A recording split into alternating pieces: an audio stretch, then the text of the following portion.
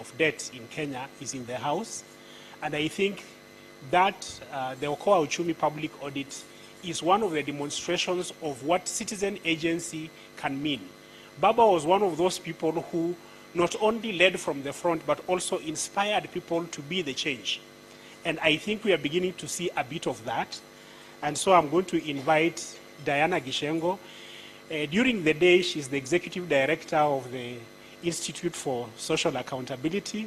In the evenings, she causes problems by publishing reports like the one I've just mentioned. Please welcome Diana Gishengo to the stage.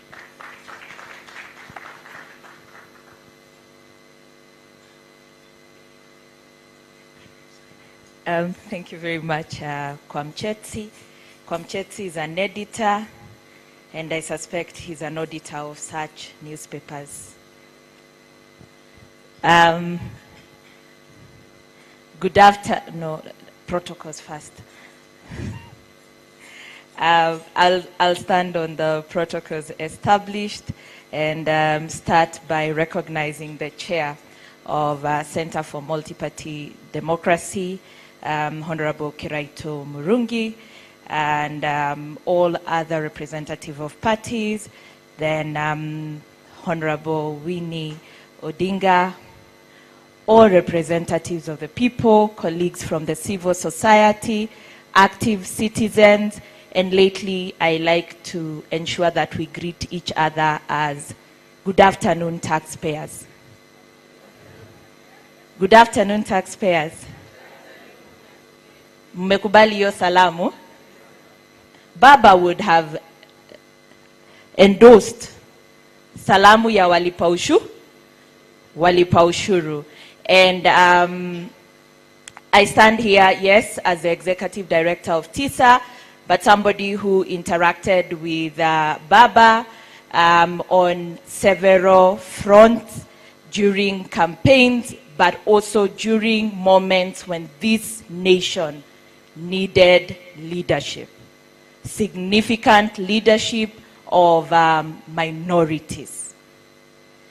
Baba stood up, and I hope they're in the room, with the Nyayo torture chamber victims, prisoners of conscience who have their headquarters up here in Kabete. Njeri would know them very well, but I fondly remember in the run-up to the 2022 election when Baba visited a home in Kabete. And the protocol team came na wakaanza kukagua masahani, not knowing that Baba was right behind them. He knew all the mothers of the sons who were detained by name. So aliwaambia, akiwachana na mama Kang'ethe, hawezi niroga, nitakula kutoka kwa hiyo sahani. This is right at the heart of Kabete. He did not fear. He was not worried about connecting with his friends, despite the fact that the people who were around there were more aligned to his competitor. And I see Suba here. Notably, and I know Sophie and Tim are here, that day Baba sang Wimbo wa Mapambano 5 times. He sang Wimbo wa Mapambano 5 times. Every time people would narrate what the Mwakenya movement had done, he would listen in a very thoughtful way. From the 70s, 80s, these were his friends. They had told each other these stories through and through. Then, you know, like how you have a pambio in church. The pambio during this particular visit was Wimbo wa Mapambano. I happen to have worked in this country with people who are known as stateless persons. Stateless persons are people who, for the longest time, and because of the history of colonialism, how they get into the country, out, they are significantly marginalized. A stateless person has no identity. They don't exist. And whereas we trekked to State House to meet the President, Uhuru Kenyatta, before, Baba had told us, please make sure you help as many stateless communities in this country to get an ID. Sometimes I get offended when I hear the stories of Northern Kenya and the vetting of IDs. Because the one person who really spoke about why we need to foster inclusion of all the areas, including Northern Kenya, for the longest time and consistently, was Baba Raila Amolo Odinga. Please, let us memorialize his history and what he stood for in the best way possible. In the best way possible. When it was time to align, we never struggled as civil society, because the things we stood for was what Baba stood for. I work at ISA, we love devolution. We have been to Supreme Court, now we are in the Court of Appeal on the CDF. What did Baba say on CDF? There are numerous instances where he has pleaded with members of parliament, please just do your work of oversight, representation, and legislation.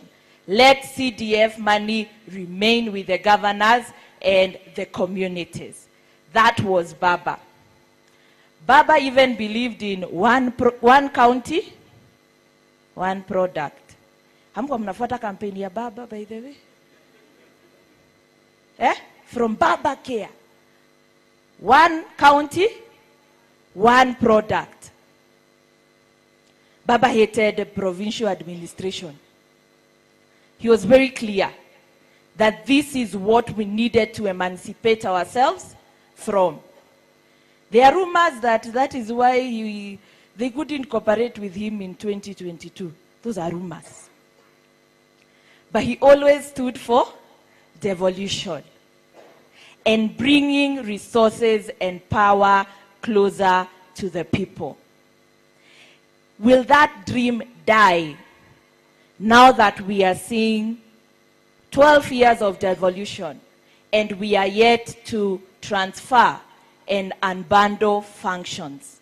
If anything, the summit now comes together to discuss how we will retain more resources at the national level, be it health, be it market.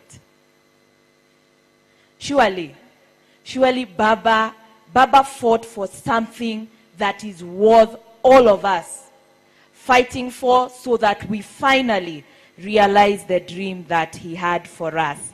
Finally, on debt, and hapa kila mtu mwenye ako na chama, nimekuja na gazeti ambayo tunasoma hii wiki, inaitwa The People's Audit.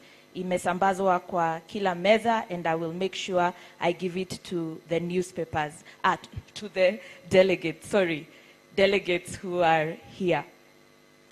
The People's Audit just finds we are where we are in a debt crisis because of corruption, which we are just calling, it's a nicer name.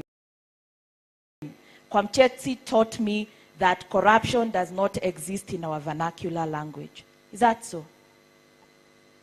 Yeah? Right? I can, now I will not lie.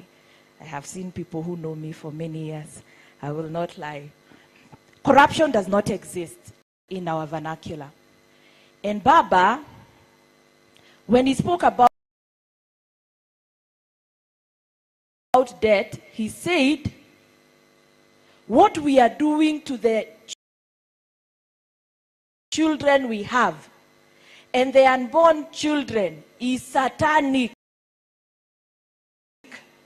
Ni ushetani kabisa.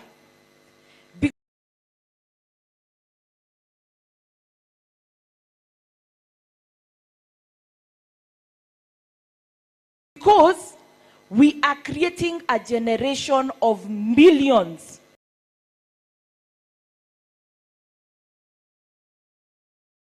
away from us, the realization of human rights, I would have spoken to education, health, but imagine paka polisi hawana pesa.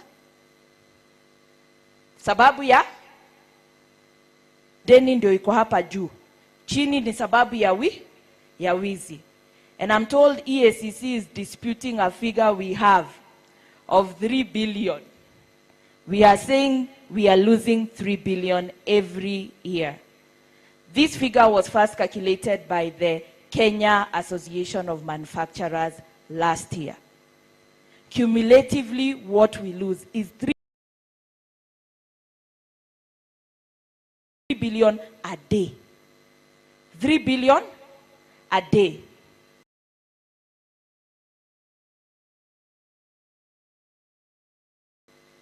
We borrow about the same amount every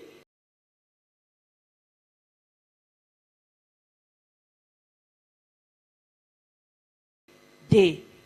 If we were not losing money to corruption,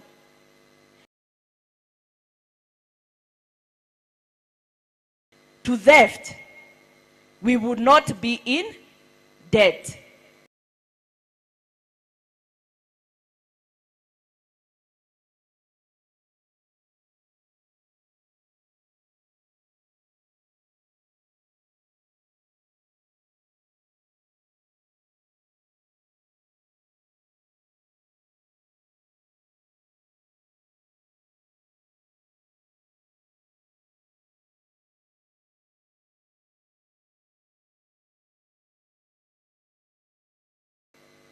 So whether you sell Safaricom or Okara of the Kenya National Interface Team, Ms. Caroline Gaita, Mzalendo Trust, my brother Irungu Houghton, ED Amnesty International Kenya, Ms. Masi Mwangi, Executive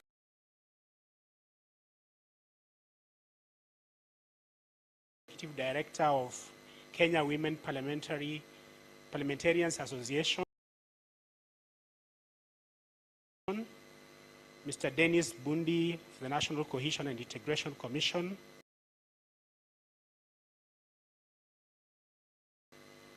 I think this representation from Strathmore, Inuka, Nisisi, Youth Agenda, Kipra, CIAG, Kenya. I can't recognize Diana, she's just been here. Mr. Namusiule Stephen, Executive Director, Ford Kenya, and the Honorable Jeremiah Kioni, Secretary General of Jubilee Party. Karibuni sana. We've dealt with the vegetables, but now we must have soup. So I'm going to invite 5Cs. We have 2 bands playing for us. The first ones who are playing are called Tamasha, and they did a very good job, and we'll have them again. But we were remiss not to mention that there are 2 bands, and 5Cs are also here. So we'd like them to just produce a bit of mchuzi, and then as they are getting to the top, we are getting ready now to listen to the meat of the occasion. As they find their way to the front, and CMD has been around for a while, and they are pillars of this institution. I'll just run through very, very quickly because I'm preparing the Honorable. I insist on the Honorable. I know it's His Excellency, but I insist on the Honorable. Here there was the Professor Mkoa Anangwe, who was chair. Then there was Professor Apollo Njonjo, Professor Larry Gumbe. All these are former chairs. There was the Honorable Justin B. Muturi, Omingo Magara, Abushiro Halake, Honorable Priscilla Nyokabi, and now the man of the hour. But before we get there, I'll just invite 5Cs. Please, it's your moment. Joey! Atukumbuki Joey? We Joey! Thank you so much. Karibu sana, Sophie. Oh yeah, yeah, hey. Oh yeah, yeah, yeah. Hey, oh yeah, yeah, hey. Oh yeah, yeah, yeah, hey. Oh yeah, yeah, hey. Oh yeah, yeah, yeah. Hey, oh yeah, yeah, hey. Oh yeah. We greet you all in the name of peace, freedom, and democracy for all of us. Our sincere and warmest gratitude goes to the millions of our compatriots and to those in every corner of the globe who have relentlessly supported our struggles for liberty against oppression, exploitation, and poverty. We salute the rank and file members of all formations of mass democratic movements, political parties, religious communities, and the working classes of our countries. We cannot forget the young people of this nation. The young people of this nation. We pay particular tribute to our gallant youth, the Gen Zs of this country, who continue to fight for the struggles that we have somehow left the gap in between. Oh yeah, yeah, hey. Oh yeah, yeah, yeah, hey. Oh yeah, yeah, hey. Oh yeah, yeah, yeah. We greet you mothers, any mother in the house or sisters, wives and sisters of our nations. You are the rock-hard foundation of our struggle. Many evil and brutal systems have inflicted more pain on you than on anyone else. The breath and soul of our nation truly belongs to the people of this nation. We salute you all. Idumu Kenya! The 5-6 Theatre is very happy to be here today. And thanks to our mentors who are there before. We've been here together for 30 years, since 1995. Jerry, we salute you. Today we are here. Otorongwen, we remember you. We see all the people, Super Churchill, you're here. The organizations that have built us and we've worked together, CMD, KHRC, NCC. And Diana, you know the gaps and where we've come from and where we're doing. And people keep asking us, hey, mnataka kukua wa shosho kwa hii movement. It's because we've not gotten what Baba wanted us to get. When we were the Gen Zs, Baba used to talk to us a lot. And so he loved the anthem. So now today, in honor of Baba, we'd request each one of you to kindly stand up so we can sing the alternative anthem of the struggle. We say that in every struggle, there must be an alternative. We have the Kenya national anthem that we love, that's a prayer. But we also have the alternative anthem of our struggle because we're in the struggle. So we kindly request you to just stand up and sing along with us if you know the song. Kupigwa na kupokonywa maisha hakutatuzuia sisi wananchi kunyakua uhuru wetu na haki ya jasho letu na haki ya jasho letu. Tumekataa kupiga magoti mbele ya hawa wauaji. Bila shaka sisi pia ni watu, hali ya utumwa tumeikataa. Hali ya utumwa tumeikataa. Tutanyakuwa mashamba yetu, tupiganie uhuru wetu,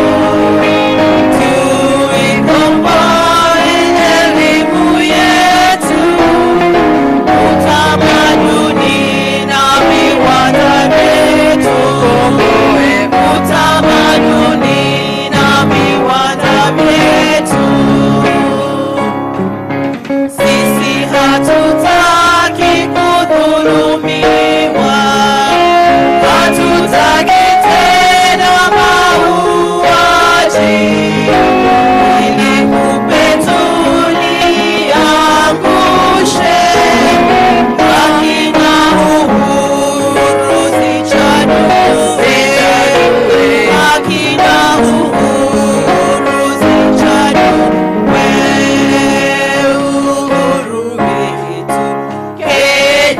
wa Kenya, uhuru wetu wa Kenya, tupiganie maisha yetu wa Kenya, maisha yetu wa Kenya, tupiganie katiba yetu wa Kenya, katiba yetu ya Kenya itekelezwe. Ole yo. If you allow us, we'll do one.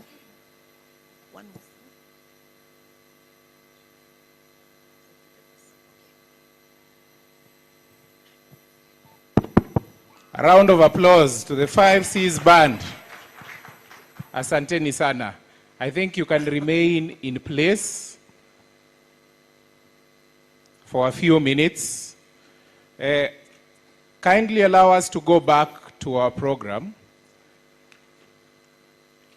It is with pleasure that I want to invite the chairperson of the CMD, Center for Multi-Party Democracy Kenya, the person who's made this possible today, so that he can give his remarks, given that there is somewhere where he needs to be urgently subsequent to this event. Bwana Honorable His Excellency Kiraitu Murungi. Thank you. Makofi ya chair, tafadhali.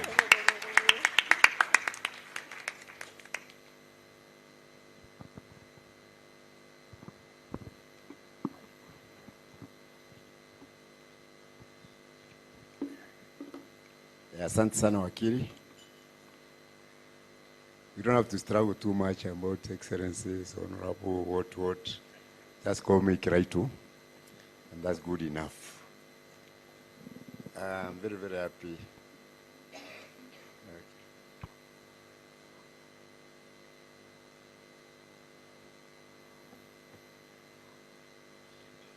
I'm very, very happy to be with you today and seeing some old friends. Our vice chair is here, Senator Siengo. A very old friend, Jerika Beberi, who actually introduced me to this struggle.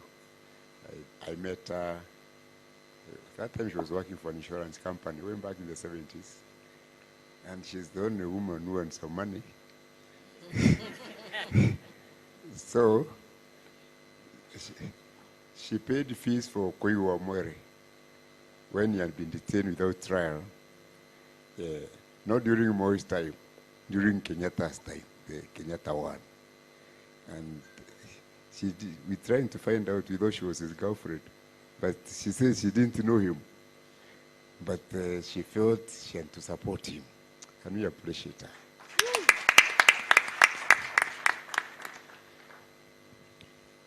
So allow me to read a short speech which I made. Family of the late Raila Odinga, seen led by Honorable Winnie Odinga, our vice chair, Senator Siengo, CMD, board members and staff who have put all this together. Allow me to call you all fellow lovers of democracy. See my good friend, Honorable Yeremia Kioni, is among you. Ladies and gentlemen, I'm the chairman of the CMD. I think Mako has read the list of Urus who went ahead of me, so that I'm currently the chair. And at CMD, we were formed in early 20s, early 2000 and something, with the sole purpose of protecting multi-party democracy in the country. Protecting it, and we do it in two ways: strengthening the capacity of various political parties, and secondly, trying to promote multi-party cooperation in key areas affecting our nation. So we promote the dialogue. You saw us with the PDF. the People's Dialogue Forum, which we had at Uhuru Park with about 3,000 people, and we do it continuously because we don't want the fires of democracy, to die in this country. So, as chair of Center for Multi-Party Democracy, it's my singular honor and pleasure to welcome all of you to this historic occasion where we are celebrating the International Human Rights Day under the theme Human Rights, our everyday essentials, by celebrating and honoring the father of multi-party democracy in Kenya, the late Right Honorable Raila Omolo Odinga. I've been requested to make a few remarks on Raila the Enigma. And before I do so, this young man, from Chetty, we used to have problems with him when I was a member of parliament because he used to say that Wananchi don't love us. And we asked him why. He says, no, they're just following you the way flies follow a carcass. So the flies love the dead animal, or they're just following the food. Yeah, so when I saw him here today, I remember that. So it's not easy for me to talk about Raila as an enigma, because an enigma is a person who is mysterious, a person who is difficult to understand, and a person who is impossible to fully explain. So how am I supposed to talk about that? I think one of the people, a philosopher who has inspired revolutionaries and reformers for centuries, is Karl Marx. But I think those who have read closely about Karl Marx, his funeral is the funeral of Karl Marx was attended by only 11 people. And at that time, it was like he had lost, the spark, the fire, that time. And he stood the risk of even being forgotten. But if you compare him with Raila Odinga, the funeral of Raila Odinga was attended by hundreds of thousands, of Kenyans. And you saw what happened at Kango, Jaramogi, making a pilgrimage. A lot of people from all walks of life showed up there. We in CMD were not able to deliver any bulls to Kango Kanjaramogi to show our respect, but we thought we could do this forum as our own way of delivering our bulls for Raila.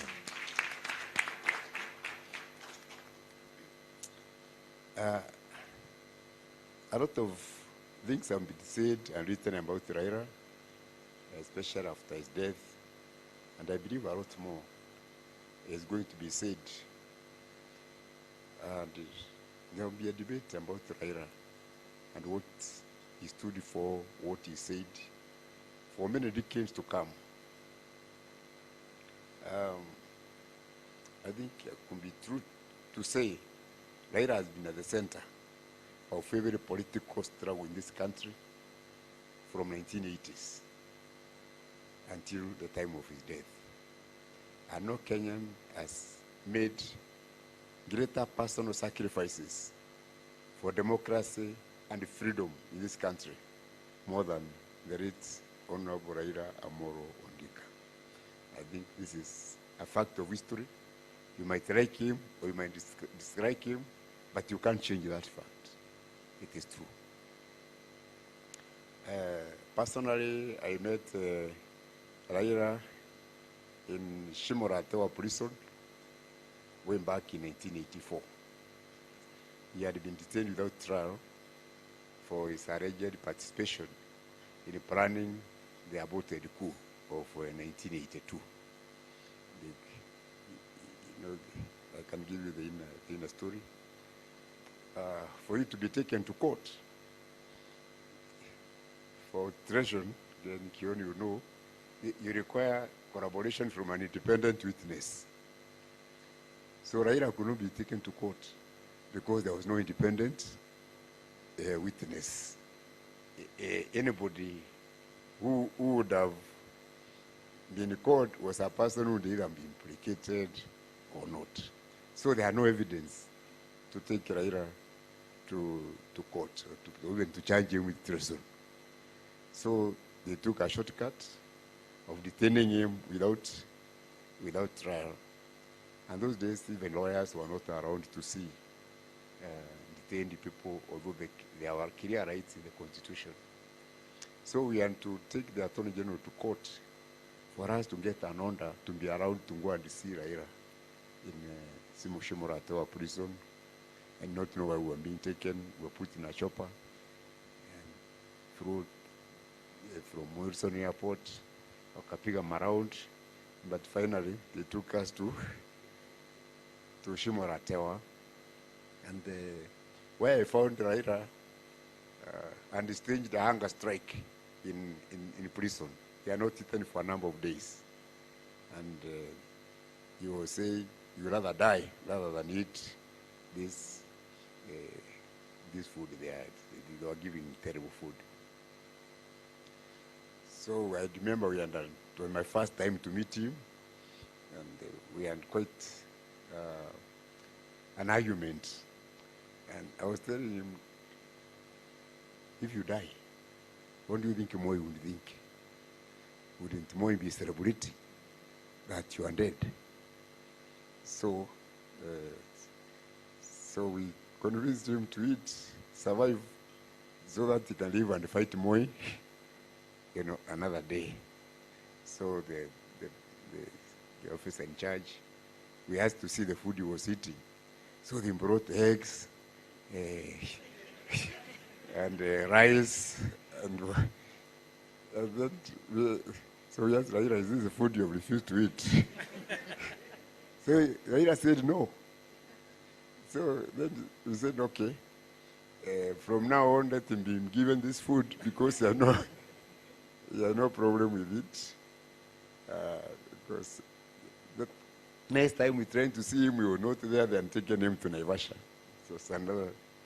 So that's how we got to know Raila. And those days, because they had changed the constitution in 1982 to make Kano the only role of party in the country, and making opposition, any form of opposition, illegal. So there was no other way of removing Moi and Kano from power. So it was legitimate to overthrow him through the force of arms. And for us those days, revolution was acceptable.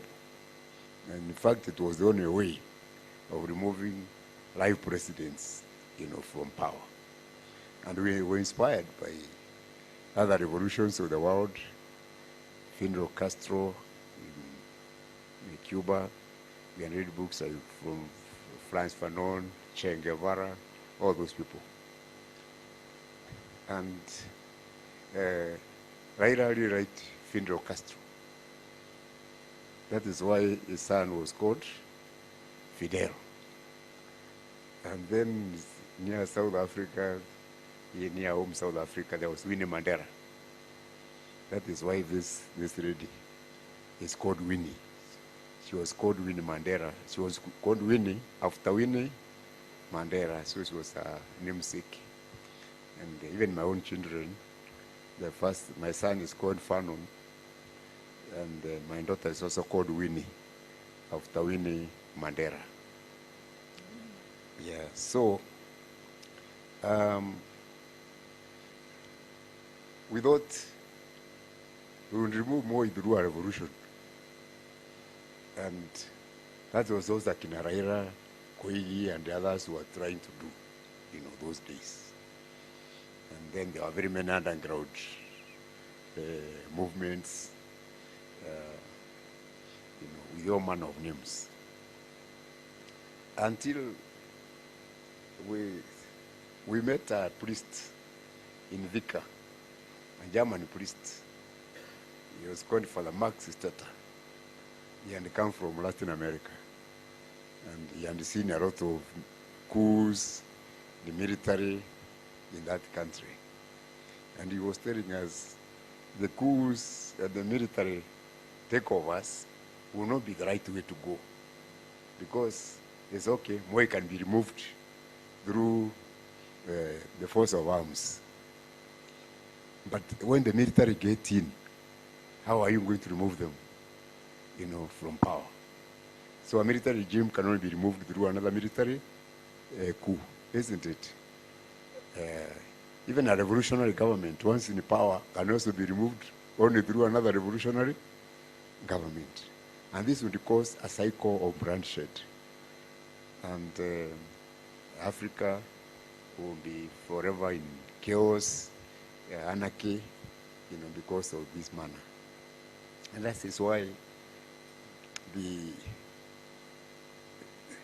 struggle for multi-party democracy became important, because at least there will be a limitation of the terms of the rulers, and there will be a democratic way of removing.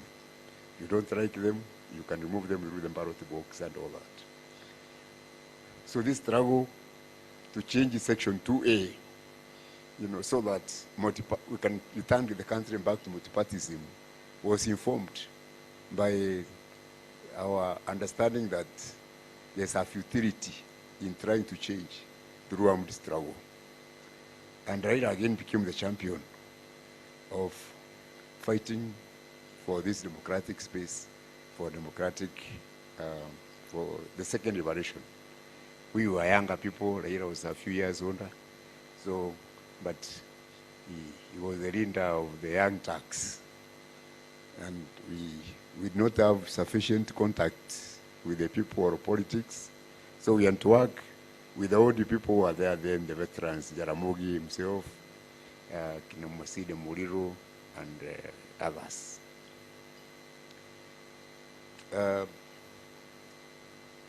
It is the struggle for multi-party democracy which introduced us to a country. I have not been in a place like Mandera. I went there in 1992 to campaign for Jaramogi in those days. And I remember when we landed there, instructions were given that we should not sleep in any hotel in Mandera. There was a small hotel there called Red Sea Hotel where we had been booked. But immediately we got in, the manager came out, the hotel was empty. But he came out and told us, I'm sorry, the hotel is full. But we had already been booked. So we moved on to the Mandera County Hostel, which was owned by the county council. The manager was very, very happy to receive us. And we were taken to our rooms. But immediately after that, we had a woman screaming at the front office. And we came to know her husband had been arrested. And she had been told, so long as we were in the hotel, her husband would remain in prison. So she had come to plead with the manager to flush us out of the hotel so that her husband can be released. So eventually we were also pushed out of this hotel. But there was another Muzee, I think was called Ibrahim, who took us to his compound, and it was walled. He bought mattresses for us, and for 4 days we slept under a tree, under a mango tree, in Mandera. That we intended to stay for so many days. The aeroplane which we had chartered to take us to Mandera, when they came back to Nairobi, they were told not to go back. So we were stranded there. Yes. So I don't want to bore you with more of these stories. Finally,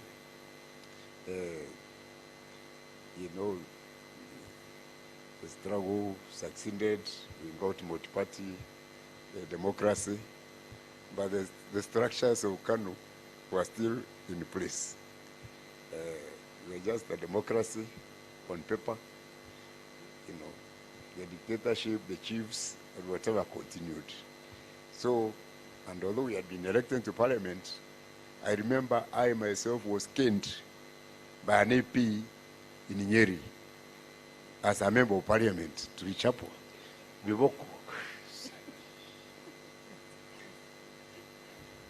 So, I think, so the struggle continued for another 10 years or so.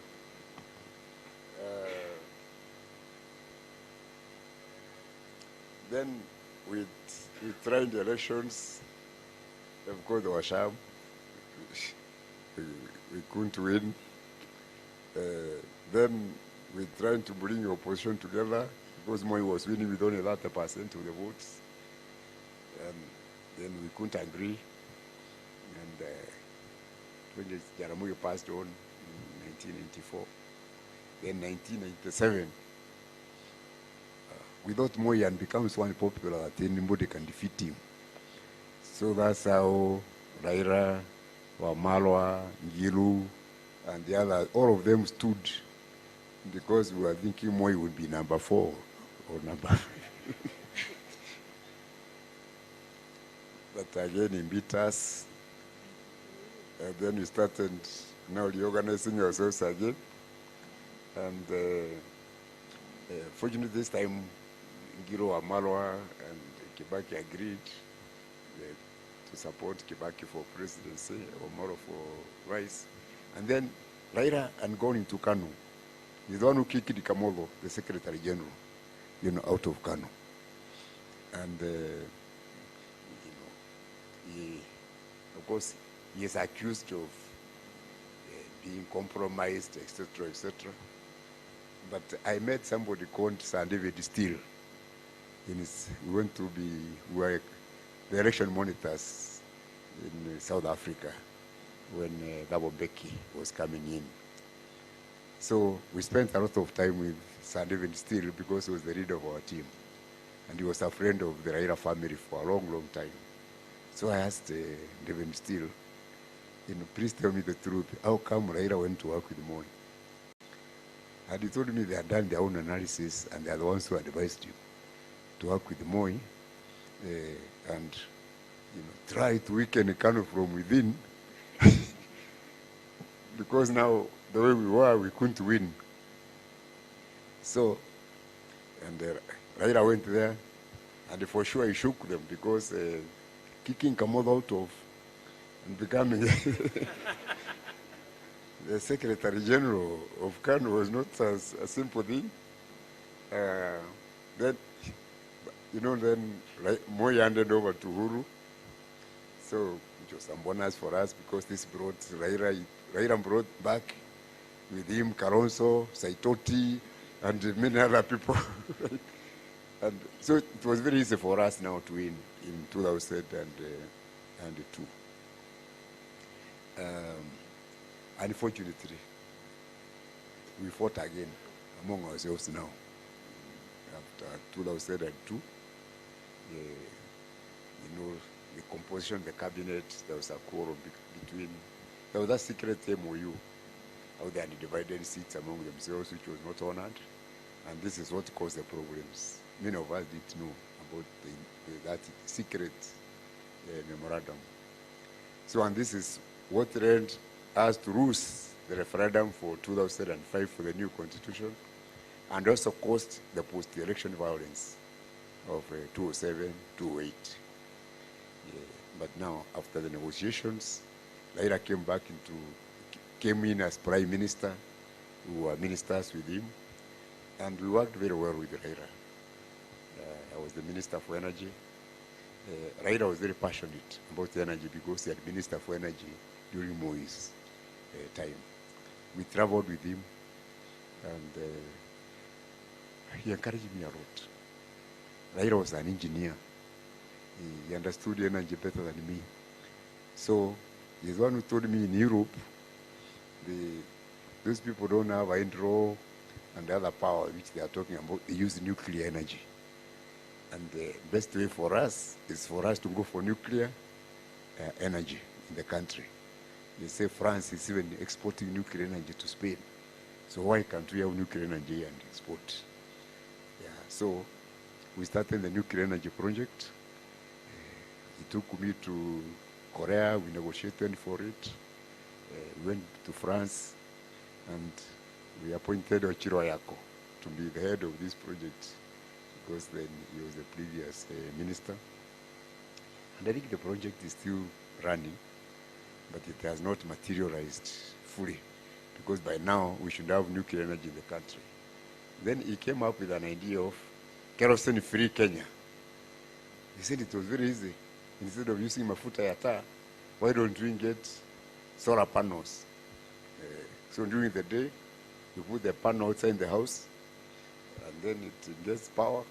You can charge your phones. There was even a cooking demonstration in Moranga. Women making a very with the solar. Yeah. So, in addition to pioneering democracy, I think Raila was also the pioneer of green energy, in this country.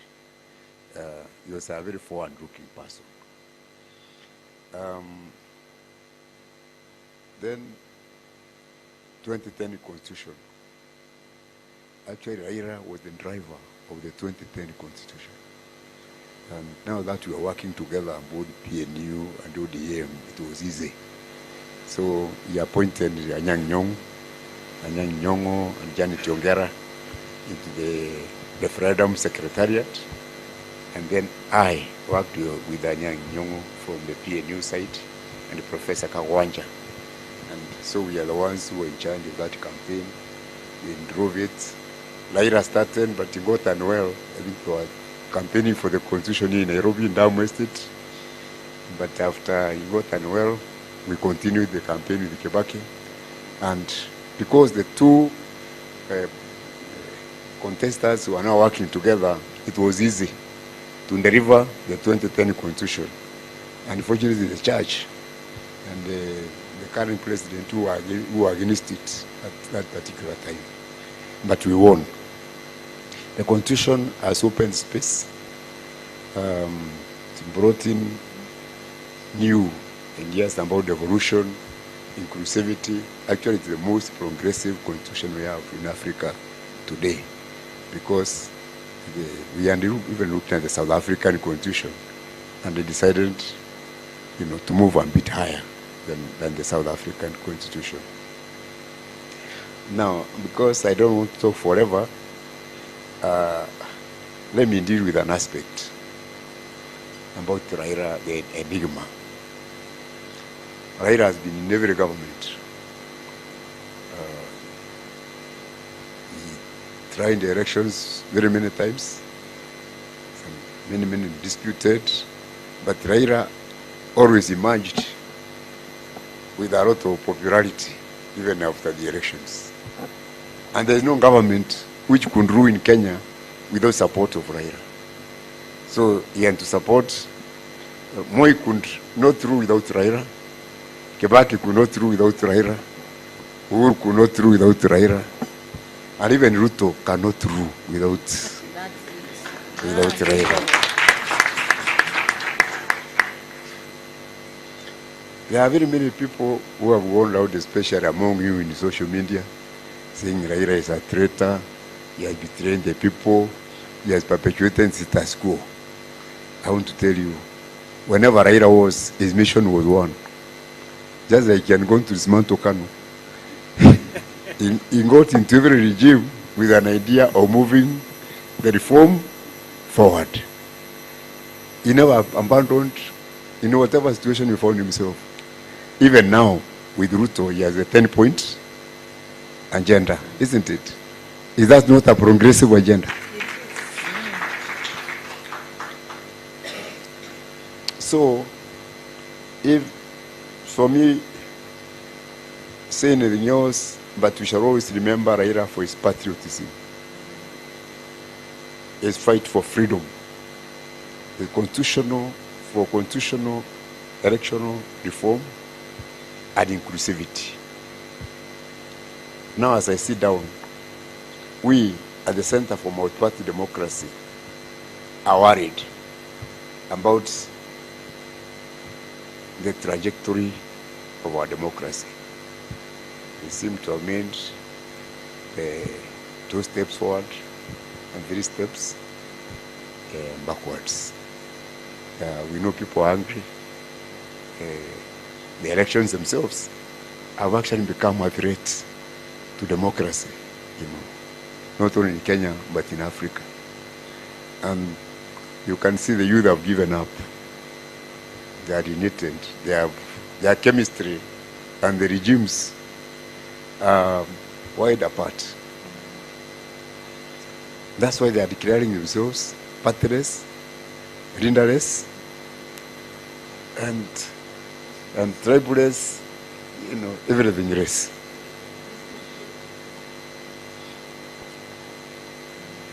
We have been trying to follow that trajectory. And sometimes very good intentions can also take us backwards. We have seen, for example, the Gen Z revolution in Madagascar. Very progressive in what they are talking, but because of that leaderlessness, because of partylessness, they create a governance vacuum, which is occupied by the military and the other conservative forces. So, although we are fighting for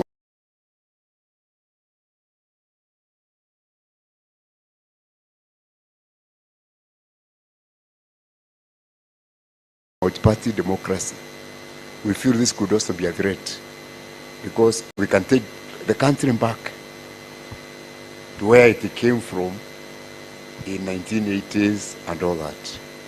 So as you are debating, my friends, please let us engage with the young people and let us see, whereas their demands are legitimate, can we find a way of sustaining, those demands?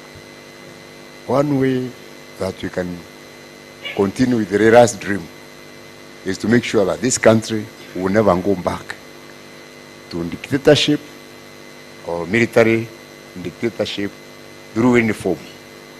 I think for me, that is the message I could have. And I think if Raila was alive, he would fight, he will continue fighting to protect and promote the gains of democracy in this country. Long live Raila. Long live.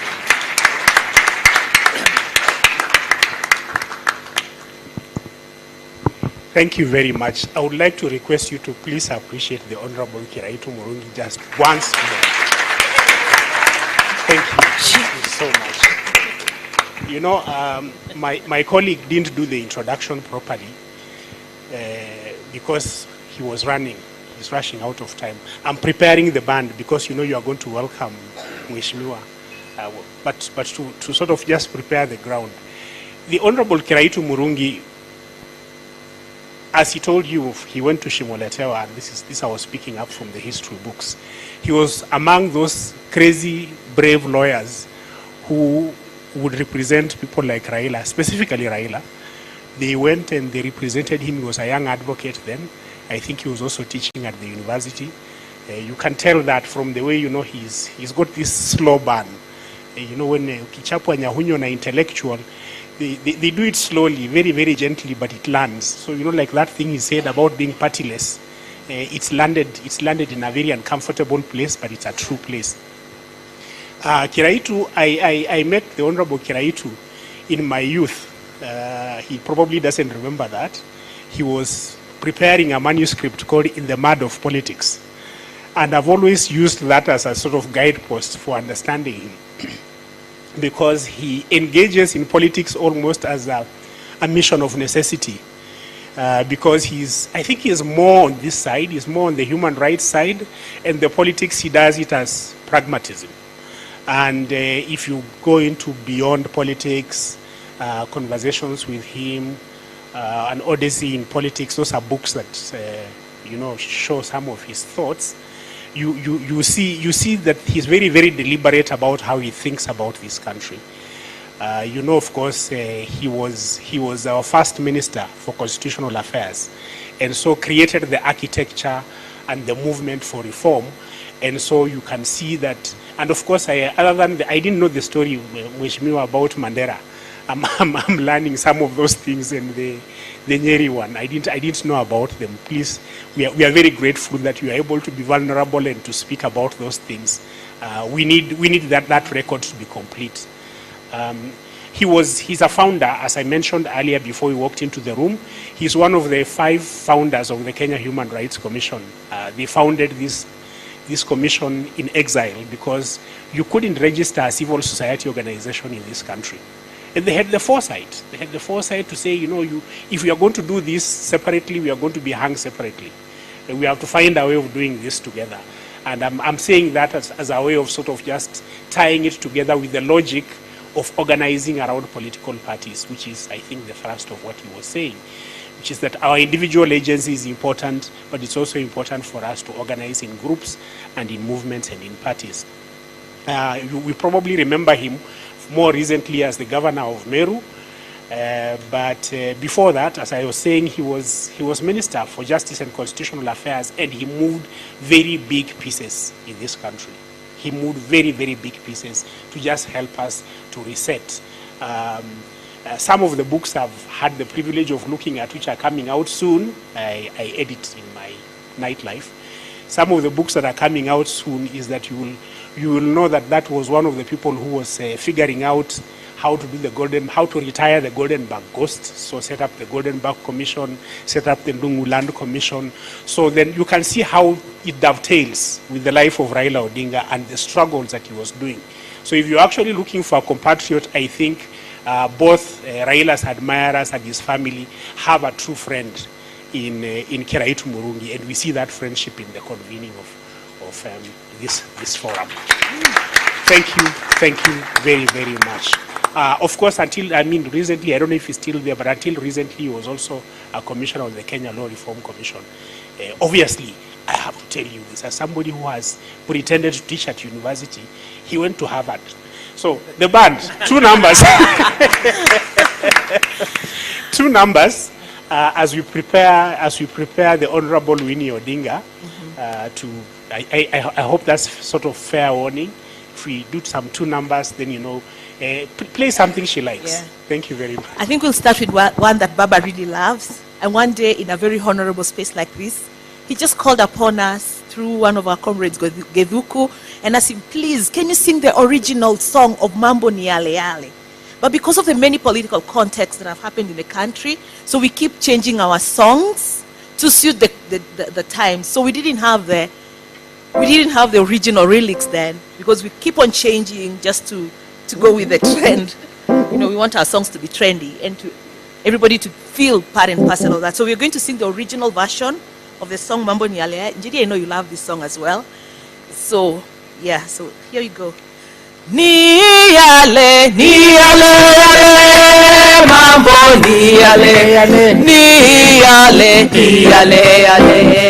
mambo ya ukoloni ni yale, mambo ni yale, ni yale. Bring it down, bring it down, Sophie. We cannot sing and people are seated. This is reggae. And Baba said nobody can stop prayer. Take it from the top once again. Toward you. Weka kidole juu namna hii. Twende.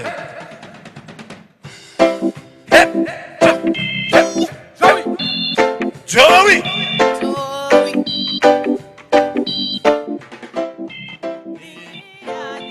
Yale, mambo ni yale.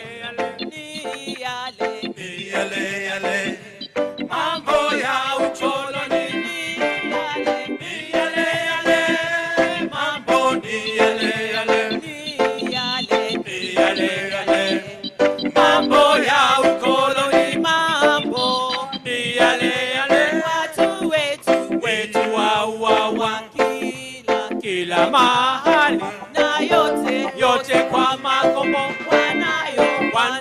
waliotupiwa na wadhalimu wanyonyaji walimo nchini mwetu, ngoma ile ile.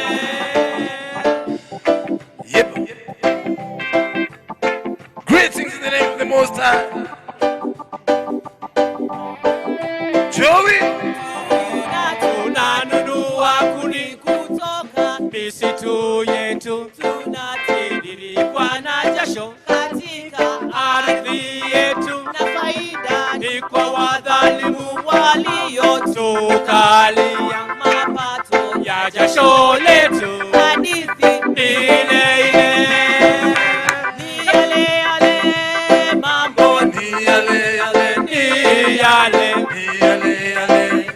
mambo ya ukoloni, ni yale yale, mambo ni yale yale, ni yale yale, mambo ya ukoloni. Chakula chetu wa Kenya tunatolea jasho, chauza kile kizuri, tunatupiwa mabaki ambapo ingekuwa na tule kile kinono. Chakula chetu wenyewe tunachotolea jasho, ni yale yale, Mambo ni yale yale, ni yale, mambo ya ukoloni.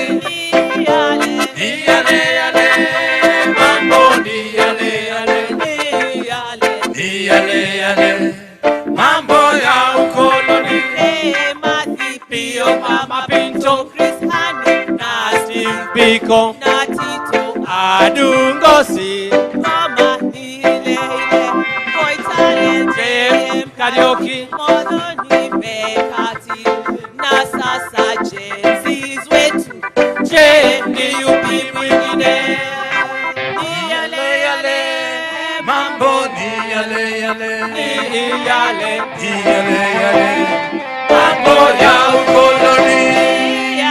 ni yale yale, mambo ni yale yale, ni yale yale, Hebu. mambo ya ukoloni.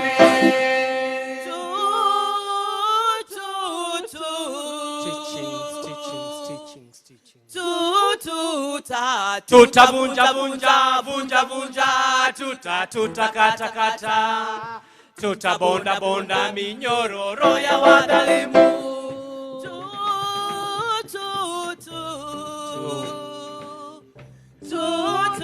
Hey, tutavunja vunja vunja vunja, tutakata kata, tutabonda bonda minyororo ya wadhalimu. Na tu pamoja na nyinyi, tu pamoja na nyinyi, tu pamoja na nyinyi, tu pamoja na nyinyi, mashujaa wa Kenya. Tu pamoja na nyinyi, tu pamoja na nyinyi, wa Kenya, tu pamoja na nyinyi, wa Kenya, mashujaa wa Kenya.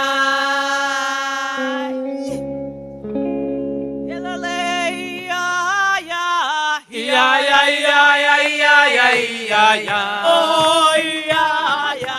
Ya ya ya ya ya ya ya ya. Ya ya. Ya ya ya ya ya ya ya ya. Ya ya ya ya ya ya ya ya. Ya ya ya ya ya ya ya ya.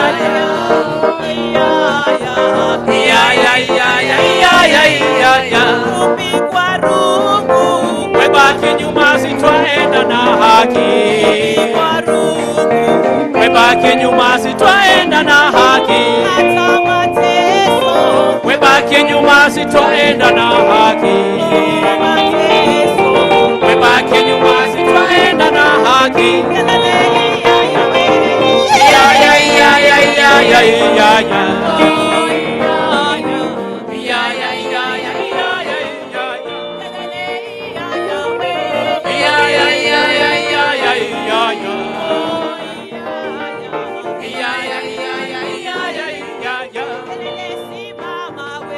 Simama, simama, simama imara. Simama, simama, simama imara. Simama, simama, simama.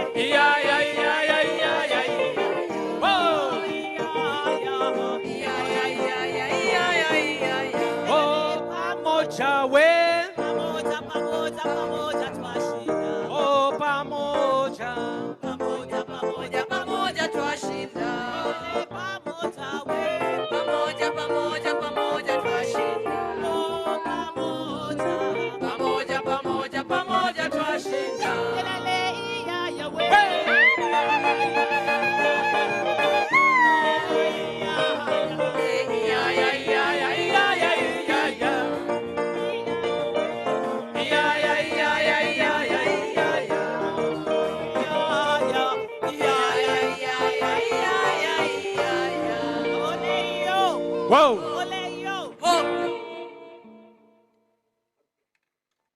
Five says, thank you. Thank you very much.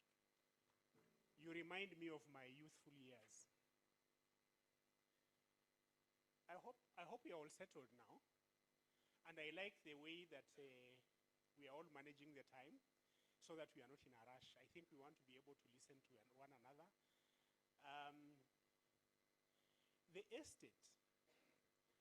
estate of the Right Honorable Raila Amolo Odinga is so large that, you know, even if we were to fight over that inheritance, we would not finish it. Everybody sort of takes a part, and there's still so much left. And the memories, I mean, there are things I'm hearing today that I have not heard anywhere else. So I am preparing the Honorable Winnie Odinga to come to the stage. So I just tell you one small anecdote. I don't know her personally. I've seen her in public. I think there was a slight moment there. We almost met in just before the 2017 election. And the little I know about her is that I think being, in terms of the birth order, being where she is in terms of the birth order, she probably was the one who, I don't know if felt or extended or mirrored the compassion of Raila Odinga. I think mirrored is probably the right word. She mirrored the compassion of Raila Odinga more than everything else that we see. Was this complex mosaic of things. We all saw and took away whatever it is that we wanted to take away. But the 2013 election was particularly difficult in terms of how it panned out, how it ended, went to the court decided it's not listening to some of the evidence. And I don't know if I'm allowed to say this, but from the little spaces I've occupied, the person who actually nursed Baba back to be able to contest 2017 is Winnie. It's something that a lot of people don't know. We don't give her flowers for it. We don't give her credit. We just look at her as the last born.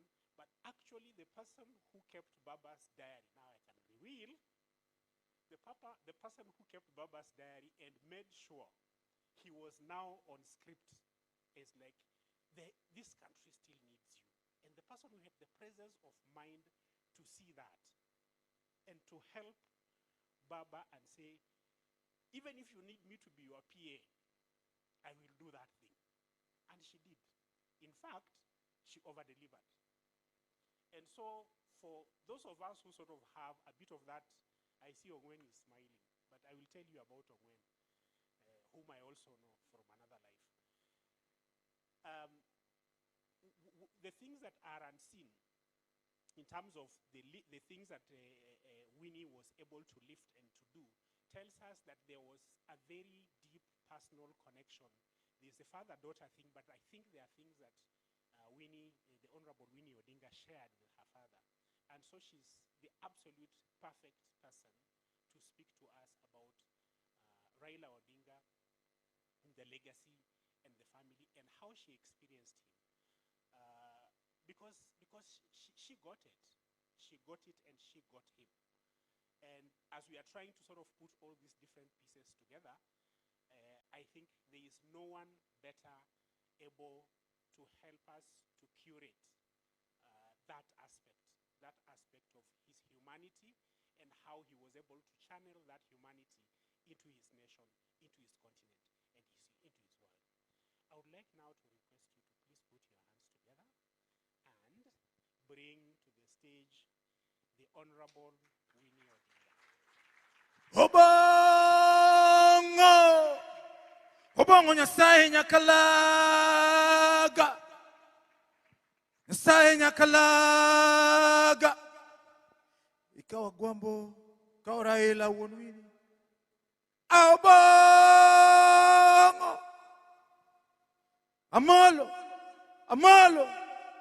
Amolo yonge. Kiraitu murungi yuwanga. Jerika beberi yuak. Amolo. Amolo ping duto yuak. Abango. Joey. Joey. Joey.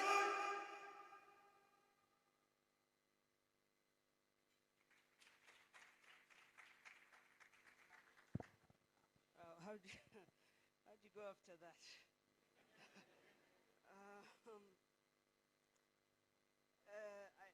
A lot of times I hear politicians, when they introduce themselves, they say, my name is Honorable so-and-so. And I always say, no, you are not born with the name Honorable, it's just a title. My name is Winnie, and I am so very honored to be here in front of all of you today. People I've looked up to my whole life, I've learned from, I've respected, and that have helped shape and move this country forward. So thank you very much for having me here today. I didn't know that today was in honor of Raila Odinga. The letter I was sent was give a speech kind of about him, but I didn't know the whole thing was about him. So if my speech is a bit off, I'm going to try my best. First of all, ladies and gentlemen, distinguished guests, political titans, stalwarts of civil society, and a special shout out to the future leaders in the room, the young Kenyans. A very good afternoon to you all. Before Honorable Kiraitu left, I wanted to tell him a story. Honorable Kiraitu actually knew me before I knew him. I was in kindergarten here in Nairobi, and all of a sudden, the students stopped calling me Winnie. They started calling me Winnie Odinga. And that thing used to irritate me, because they also used to say it like that. And shortly, I found out there was another Winnie in the other class. But we didn't know who this Winnie was. So one day, my mother was picking me up, and Kiraitu himself came to pick up his daughter. And my mother said, oh, you're Baba Winnie. And he said back, yeah, so you're the Mama Winnie. And that was a very good friend of mine. Her name is Winnie McKenna.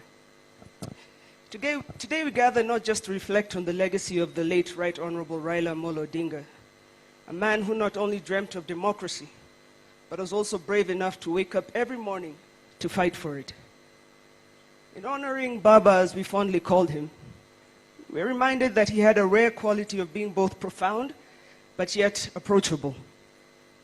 He had that unique ability to challenge a great dictator and charm a drunken cat. I always thought he must have had a hidden career as an acrobat, because he would leap effortlessly from an office to dancing in stage in a matter of minutes. On this International Human Rights Day, our theme is all human, all equal. It's a very beautiful sentiment when we shout it from the rooftops. However, I often wonder how many of us truly integrate it into our lives. Now, let's be honest, sometimes we forget that all humans are indeed equal, especially in this country when it comes to simple things like queuing up for services or prioritizing whose voice matters when it comes to decision making. Our democracy should reflect this ethos, and yet, as we semi-joke about it, we must acknowledge the serious tensions currently simmering beneath the surface of our nation. I call it, we're going through a crisis of generations, where young people are not being allowed to define their future, and older generations seemingly switch the goalposts whenever we get near it. I feel we have a crisis of culture, a crisis of religion, of tradition versus technology, sort of war in our society. We have a society where men and women still are not quite equal, even when we talk about that. Where a young woman from Bondo can ask a simple question in Mombasa, and they say it's disrespect, but a man can ask the same question in not as polite a manner, and they say it's leadership. See, the Kenyan youth do not live in Kenya. My mother, she watches the news. We always joke the only thing she watches is the news. I, on the other hand, never watch Kenyan news. I'm physically present in Kenya, but I join my colleagues online. These young people are exposed to a world where they are told they are enough, that they are smart enough, they are strong enough, and what they say and think matters. When some of you have an issue with your phone, you always ask a young person around you to fix it. They do it in 1 minute. I'll tell you today that thing irritates them. Because that's not all they are good for. They can do many things in 1 minute that may take you a bit longer time. So we need to give them a little bit more space. In 2025, we have witnessed a kaleidoscope of events. Youth-led movements demanding accountability. Our regional neighborhood here is not quite like us. There's been public outcry for reforms and a palpable sense of fatigue with governance that feels more like a game of musical chairs than a platform for true participation. But fear not, for the absence of change is where inspiration begins. And that is precisely where Baba thrived. He believed that passion could shake the walls of our political history, challenge the status quo, and remind us that democracy is not just a political system, but a way of life woven into the fabric of our society. Raila Odinga was a man who understood that leadership was derived from the will of the people and not the will of its leaders. He used to say, leadership isn't about a title. It's about showing up every day, fighting for what is right, and lifting others as you climb. And lift he did. From pushing for multi-party democracy to championing the rights of every Kenyan, he stood firm in the belief that every voice counts. Isn't it ironic, though, that the very people Raila fought for sometimes questioned his methods? Some called him a radical. I prefer to say that he was a dreamer, a visionary who dared to walk where others hesitated because he envisioned a future where no one was left behind. In his memory, we've been tasked with the responsibility not just to dream the future, but to shape it. So what lessons can we draw from Baba's life?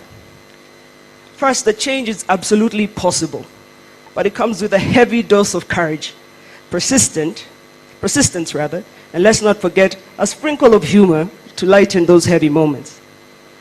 The other day I watched a video of him when he was trying to enter the DCI office. And the officer at the gate told him, I think, Mheshimiwa, you were there. The officer at the gate told him that he can't enter. And Baba turned it into a soap opera. He first tilted his head, raised his eyebrow and asked, why not? When the officer stood firm, Baba switched gears and started a charming protest demanding access to the public office. That officer did not back down, but neither did Baba. He threatened to rally a crowd to bring down the gate. As I watched this video, I could hear him say 3 things. He always used to say, procedure first, pressure second, then we take action. Later, as we shared a laugh over the social media storm that followed, he was crying with laughter, saying, you must learn to laugh at yourself. It means you take yourself less seriously. If only we could apply that wisdom at the national governance level in Kenya. In Kenya, institutions work together like a family during a heated dinner. Lots of shouting, some staring, and when all else fails, people storm out to their different rooms. Even the president sometimes admits to us that he feels shackled by the behemoth of bureaucracy. People are often afraid of change. They fight against it. It's like they're protecting that last piece of cake at a birthday party.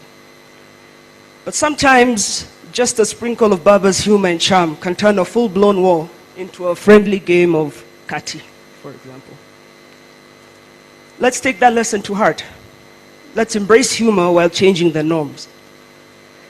Secondly, bullets don't bring smiles. We are all human. We are all equal.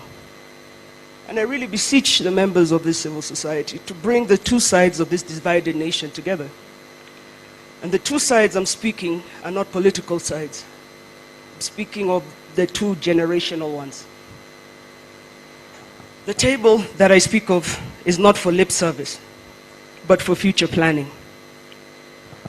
Many older generations insist they are building us a house. And the young people are saying, build it, that's fine, but we have some thoughts on the design, because we will be the future occupants of that house. So you don't have to build us a telephone room with a landline, just give us a Wi-Fi. We'll be good with that. We want to work together in this. But the same principle also comes when you tell them to go vote. And we're talking, people are not registering to vote.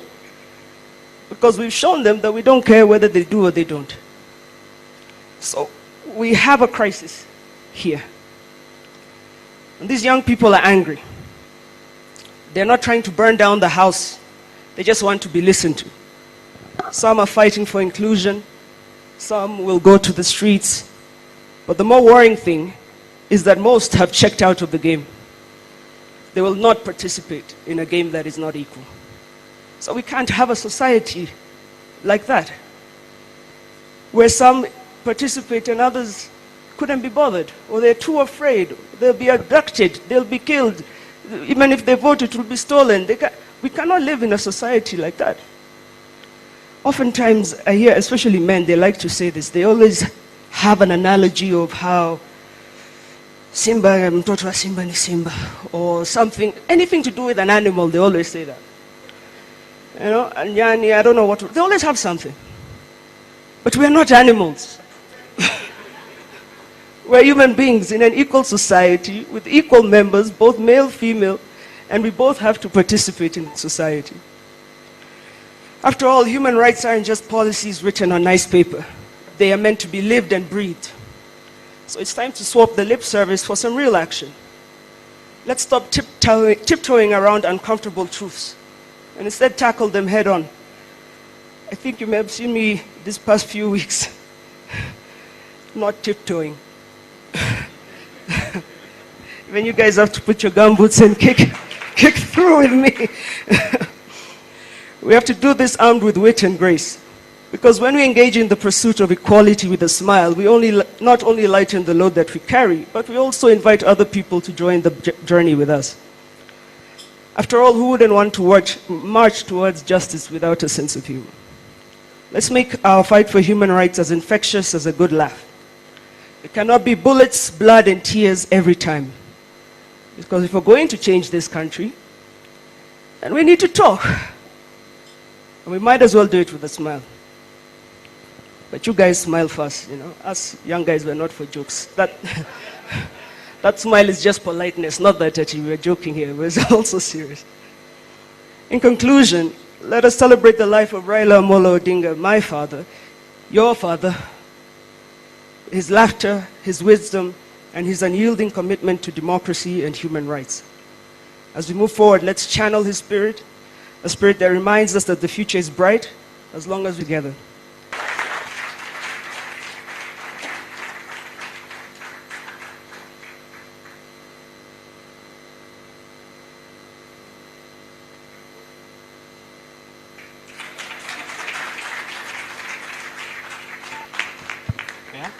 Winnie, thank you. Yeah, you speak very well. You are always inspiring.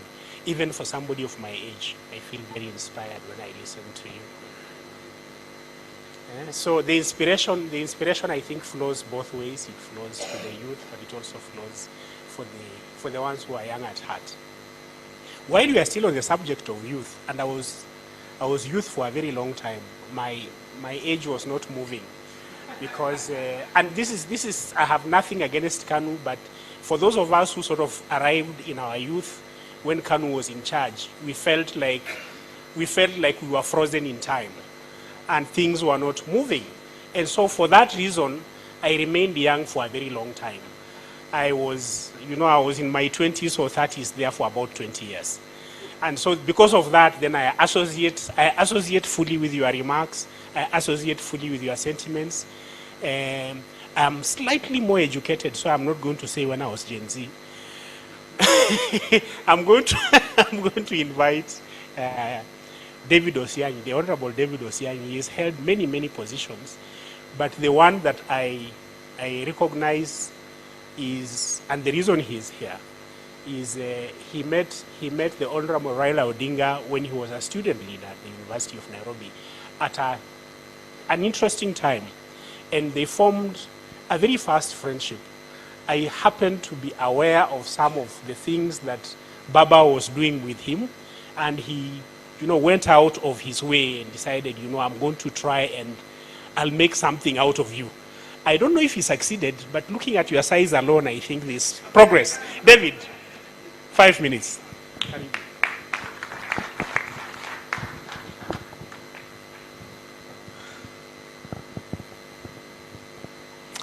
Thank you very much. Ladies and gentlemen, it's hard to come after Winnie. This is my friend and my sister. But I wanted to ask the band, the guys who play, so the keyboardist and the drummist, the sound guys, I don't need them here, I'll be doing this alone. The keyboardist, the drummist to come here next to me, because at the end we will do a thing. Let me stand on the protocols already established. And let me thank the Center for Multi-Party Democracy for thinking about the intellectual side of the great Raila Amolo Odinga. But before I even tell the story of Raila in a short while, I want to especially recognize 3 people in the room. First, allow me to recognize you, Suba Churchill. I do so because in my younger self and as a student leader when I was a young man, saw ourselves in you and hoped we would continue the flame of student leadership that he left behind. And I can tell you, you may not know it, it impacted greatly on us. Secondly, let me recognize Houghton Irungu.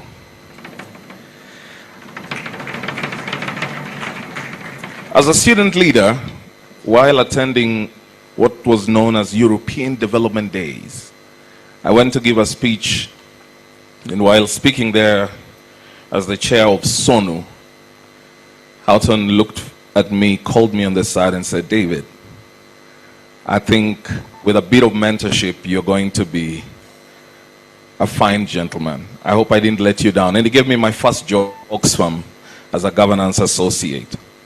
I later left it and said I couldn't do 8 to 5 and recommended somebody else, and thank you. Thirdly, let me recognize Winnie Kazi Odinga. I call her Kazi because she's not only my sister, she's my friend. One afternoon, seated in my office at Crestwood Marketing and Communications, where we do PR, we had been on phone chatting, and I said, "Pass by," and she came to visit me at Crestwood with her 2 beautiful nieces, then very young. And while there, she said, "David, I think I feel you can add value to the conversations of governance and leadership in the country. I need your CV." And I tried to say, "Okay, I'll send it." She said, "No, that's not how I work. I need it now." It is Winnie who would go and convince Mzee to have me appointed as Chief Administrative Secretary for the Ministry of Trade and Industry. So she was my appointing authority. And also, Odworong Wen, the legendary, who was my boss and colleague. And I don't want to talk about Professor Larry Gumbe because he's my uncle. I would look like I am doing it because he's my mother's cousin. But on to Raila Odinga. For young people in my time, we grew up looking at this larger-than-life figure. But it was until I was elected the president or chair of SONU, Student Organization of Nairobi University, that I encountered Baba. My first encounter with him was very interesting. I'd been on radio station, and we were at the time, at the very height of campaigning for our constitution. So I was chairman of SONU in 2009. Then this old man called Mzee Odoteko GM in parts of Nyanza had me on radio, rallying fellow young people, talking passionately. And he instructed Honorable Peter Odoyo, former MP for Nyakach and former Assistant Minister for Foreign Affairs, to fetch me and take me to Raila Odinga. And from that time on, I saw a man who was as passionate about mentorship as can get, multidimensionally. Raila Odinga mentored young people by leading from the front. He created footmarks and footprints for us to all see and place our little feet in them. Not so they may fit, but much more so that we could see the pathway towards a better transformed nation. Raila Odinga led and mentored by the side. He often would urge us on. He would give opportunities to young people. He would help you execute things he expected of you, because he intended that your being around him was going to be impactful. Raila Odinga mentored by leading from the back, which is coaching. I've shown you the way. I've stood by you and shown you how it's done. He would then now let you get into the deep waters and do it on your own. And we are products of that multi-dimensional mentorship. There isn't any point in our history, as we all know in this room, because this is a room full of the men and women who have transformed this country meaningfully and sacrificially. There isn't a single turning point of our nation that does not have the inscription of the name Raila Amolo Odinga. Whether you want to talk about the clamor for multi-party democracy, as you all know, or whether you want to talk about the birth of the idea of devolution, or whether you want to speak about expanding our democratic space, or even if you choose to go down and see the formation of our constitution, Raila Amolo Odinga, a great and true human rights defender. Sometimes the decisions that are not very popular that he may have made, I opine, were predicated on that very principle, that he wanted a nation where we had rights for our people, up to and including when he sided with President William Ruto on Gen Z. Qualms, I'll be done in 4 minutes. So people say, how could he? I say Raila foresaw the possibility of a ruined nation and knew that all these rights we speak about, to education, to free water, to life, to all these things, essentially lose meaning when we do not have a nation within which we can practice these things we so desire. I hold it. I know, and I say it on TV.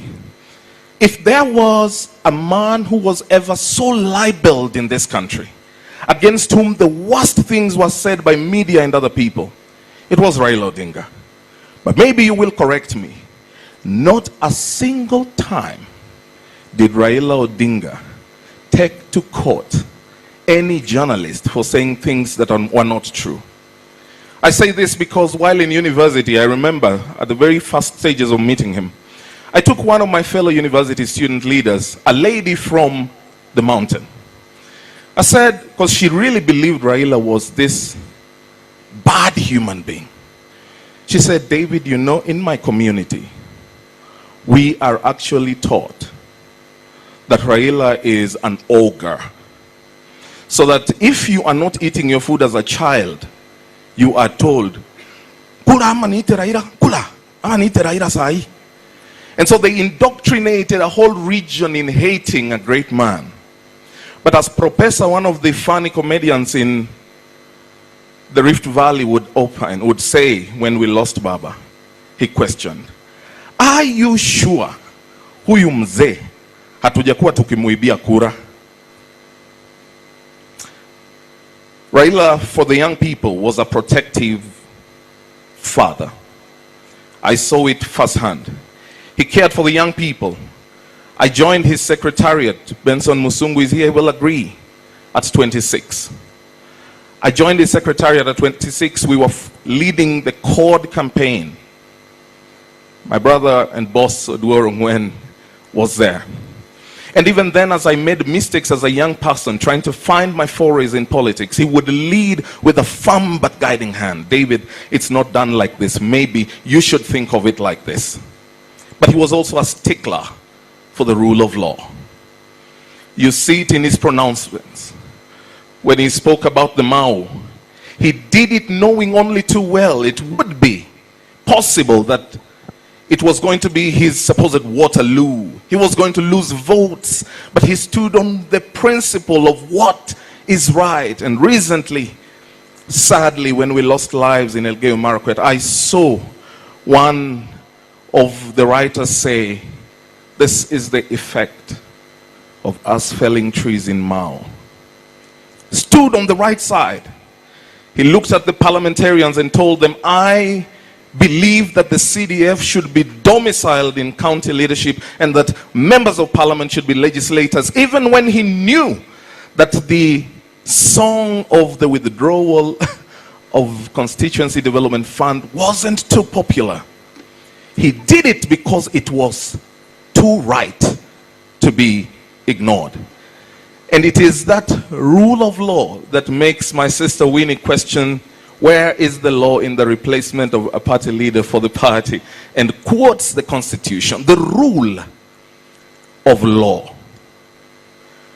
But ladies and gentlemen, as I finish, I also never witnessed a man so magnanimous, with a heart so huge as that of Raila Odinga, who would be jailed by Moi, but would put aside his pain for the purpose of the nation, not self, just as Kiraito said.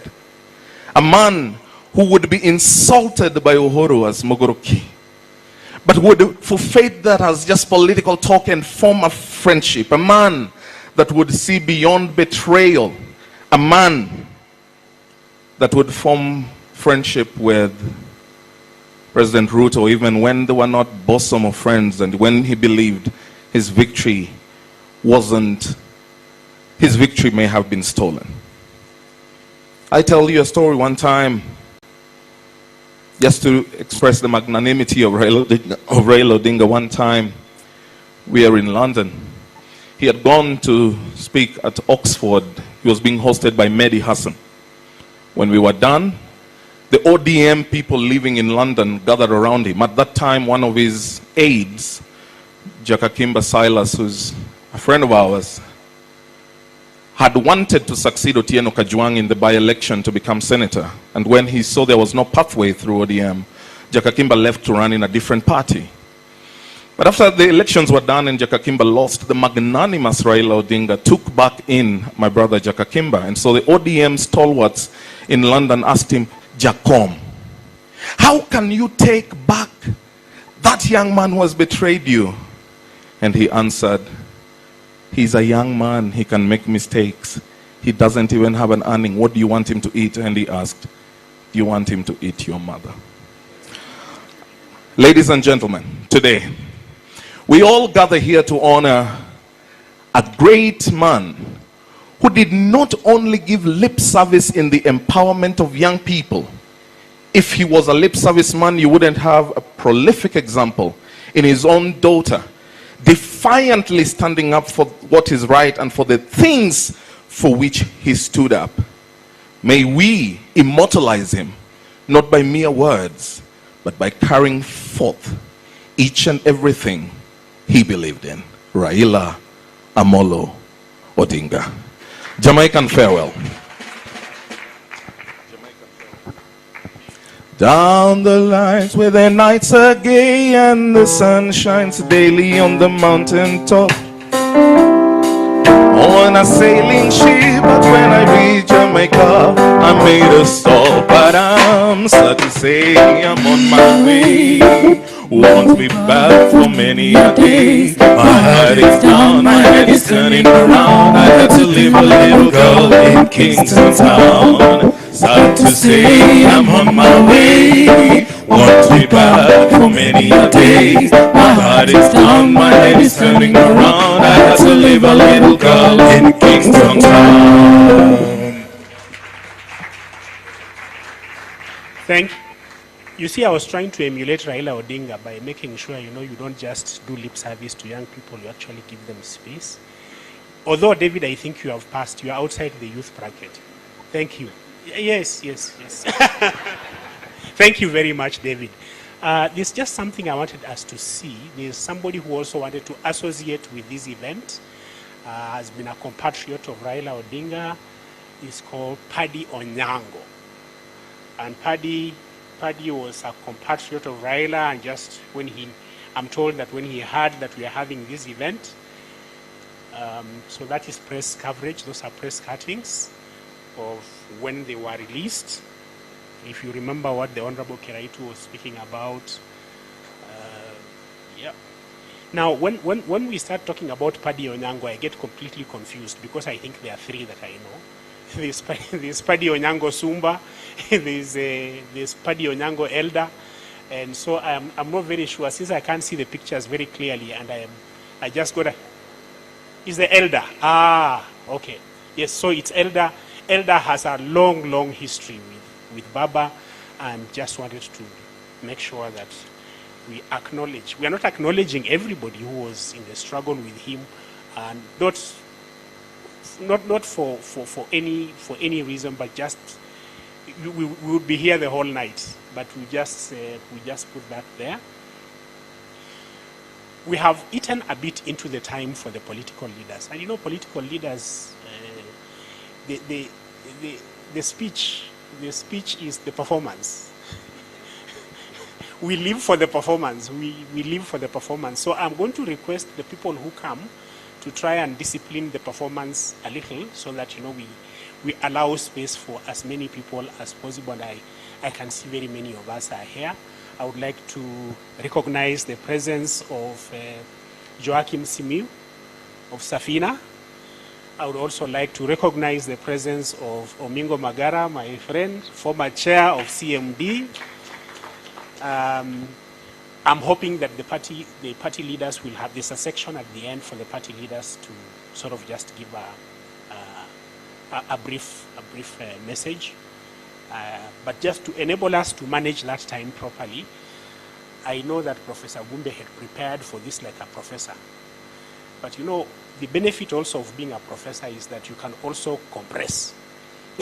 So I am going to request him to also just compress. He has a full paper, but I'm not yet at you. I'm not yet. Yes, I'm working at this properly. I'm trying to follow protocol. Since Professor Gumbe was chair of CMD, it would be remiss of me to raise him before I ask Njeri. So I'm going to ask Njeri, who understands what I'm saying, and as we were told, she made money early. And people who made money early also know the value of time. So she's going to just come and give us a very, very brief, three memorable things that she wants us to remember about Raila, the human rights defender. My sister, from another mother, Njeri Kabeberi. She was executive director of CMD. I don't know were you the first? Yes, she was the first. She was the first CMD executive director and served honorably for a long time. Karibu sana. Oh, good afternoon, good evening, everyone. I notice as people speak, I think when you have been around for so long, people mix you up with other people, I think, Because when Honorable Kiraito talked about me having been rich in Kenyatta's time, I was a student in Kenyatta's time. So I pray and hope that the riches are still coming. But I was a student during Kenyatta's time, so there was no way I could have been rich. But I hope I was maybe rich in the future. He was foreseeing my future. And I hear people saying all sorts of things. So I was told to speak three memorable things about Raila and his human rights defense. That's very difficult. Three for a man like this. But I will still speak on three. But how I have titled it, it's not going to be long. Raila Odinga, the Enigma, a human rights defender's journey. Ladies and gentlemen, fellow defenders of justice, comrades in the struggle, when we speak of human rights in Kenya, when we speak of resistance, sacrifice, and the courage to confront the machinery of oppression, one name echoes through every era: Raila Amolo Odinga. He has been called many things: a rebel, a liberator, a statesman, an enigma. But above all, he has been a relentless defender of the dignity and rights of the people. Today we honor a journey carved through fire, through prison walls, through public defiance, through prison walls, through through transformation, generational transformation. Allow me to reflect now on the three things which I call the legacy will forever stand tall. The fight for multi-party democracy. Shattering the chains of one-party rule, Raila did not oppose the fight for multi-party democracy. Shattering the chains of one-party rule, Raila did not just oppose dictatorship. He walked through straight into its jaws: detention without trial, torture, isolation, and we have heard Kiraito talk about that.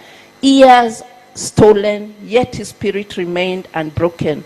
He rose to confront a system that insisted Kenya would remain a one-party state. And because he and fellow patriots refused to bow, Kenya reclaimed the right to speak, to organize, to challenge power. That victory opened the floodgates of activism in this country, political competition, and civic freedom. Without that fight, without those sacrifices, many of us would not even be standing here today. Then the second one is the 2010 Constitution, a people's shield, born of struggle. Raila will be remembered as one of the fiercest warriors behind the 2010 Constitution. Remember, there was the 2005, and that's how Orange Party was born, through orange and banana. You build a party through fruits, through something called orange, a referendum called orange and banana, but here we are. So what do I want to say about the 2010 Constitution? A defining human rights milestone. This Constitution gave us a justiciable Bill of Rights, independent institutions to check excesses, never mind that they are being abused. But the Chapter 15 institutions are what we must anchor and hold on to help us check the excesses of our state leaders, whoever they are. Protection of marginalized groups and devolution. Power returning to the people. It was not a gift from the state. I think a lot of leaders, political leaders, think it's a gift for us to have a constitution or for us to have human rights. It was won through blood, tears, and resilience. And Raila was at the forefront. Today, the Constitution remains our most powerful tool against injustice, the sword and shield of every defender. My number 3 is the fight against electoral injustice.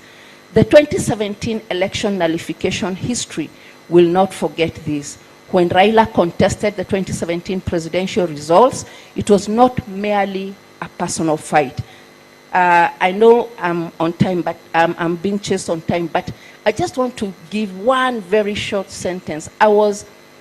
Just when the ruling happened, I was working for Greenpeace Africa, and I was going to a country I had never been to called Kazakhstan. I could not even pronounce it for the longest time as I was telling people this is where I'm going. And I was on the flight now, from the connecting flight now to Kazakhstan itself, and somebody sitting next to me asked me which country, oh, hello, how are you, which country are you from? Those who travel, you know, there are people who like to talk a lot on the plane when you really want to sleep and keep quiet. And I just said, I'm from Kenya. This guy was a BBC journalist. If the plane is moving, he stood up and he said, congratulations, your nation has done something that has never been done. That was because of this win, which I'm just about to talk about, which I'm going to talk about now. The fight for the nullification of the election was not just Raila's fight. It was a fight for the sanctification of the Kenyan vote. Then came the earthquake. The Supreme Court nullified a presidential election. First time ever, not just in Kenya, in Africa. It sent a message across the continent. People's power is not negotiable. Sometimes we forget these little important things. We may not have won because it didn't go for the runoff, but the statement, people's power is not negotiable. You can try to steal it, but never mind how long it takes, we are going to get it back. Elections must reflect the will of the people. Institutions must obey the Constitution. That moment awakened a new consciousness that no injustice is too big to confront. Connecting his journey with ours. So now you've had somebody in a land called Kazakhstan is already congratulating me about a win. I was not even living in Kenya at that time. I was in South Africa. So I hadn't even voted in the 2017 election. But it was taken as if, wow, this is a global win for democracy for Africa. So connecting his journey with ours, and let me say this from my heart, as a human rights defender myself, I not only acknowledge, recognize, and appreciate Raila's sacrifices, I understand them. Because this work, this calling, it's not for the faint-hearted. Those of you who are here know who are human rights defenders. It demands courage, it demands endurance, it demands the willingness to stand alone when truth becomes dangerous. This journey is a relay, not a solo race. Each of us carries the torch for a moment in history. Raila carried his with fire, with courage, with defiance. And today we carry ours strengthened by the path he carved. Somebody talked about his boots, his footsteps. Even if yours are little, step into those because there are already footsteps there and you have been shown the direction. His endurance opened space for activism. His sacrifices paved a way for a freer Kenya. The legacy Raila Odinga, the enigma, will forever be remembered. Tearing down one-party dictatorship, championing for the 2010 Constitution, defending the electoral will of the people. This is not a small legacy. This is not a normal life. This is not a normal life. This is the footprint of a man whose story is inseparable from Kenya's struggle for freedom. And as we honor him, let us recommit loudly, boldly, fearlessly to the work ahead. There's so much work ahead, not just for the young people, for all of us as Kenyans. Human rights are never granted. They are won, they are defended, they are protected. Every single day, Raila played his part. We must play ours. And I'm not a poet, but there are 4 lines I have to say. For if freedom is fire, then every generation must bring its flame. And Raila's torch has lit the path. And now it's our turn to burn, our turn to rise, our turn to defend the dream.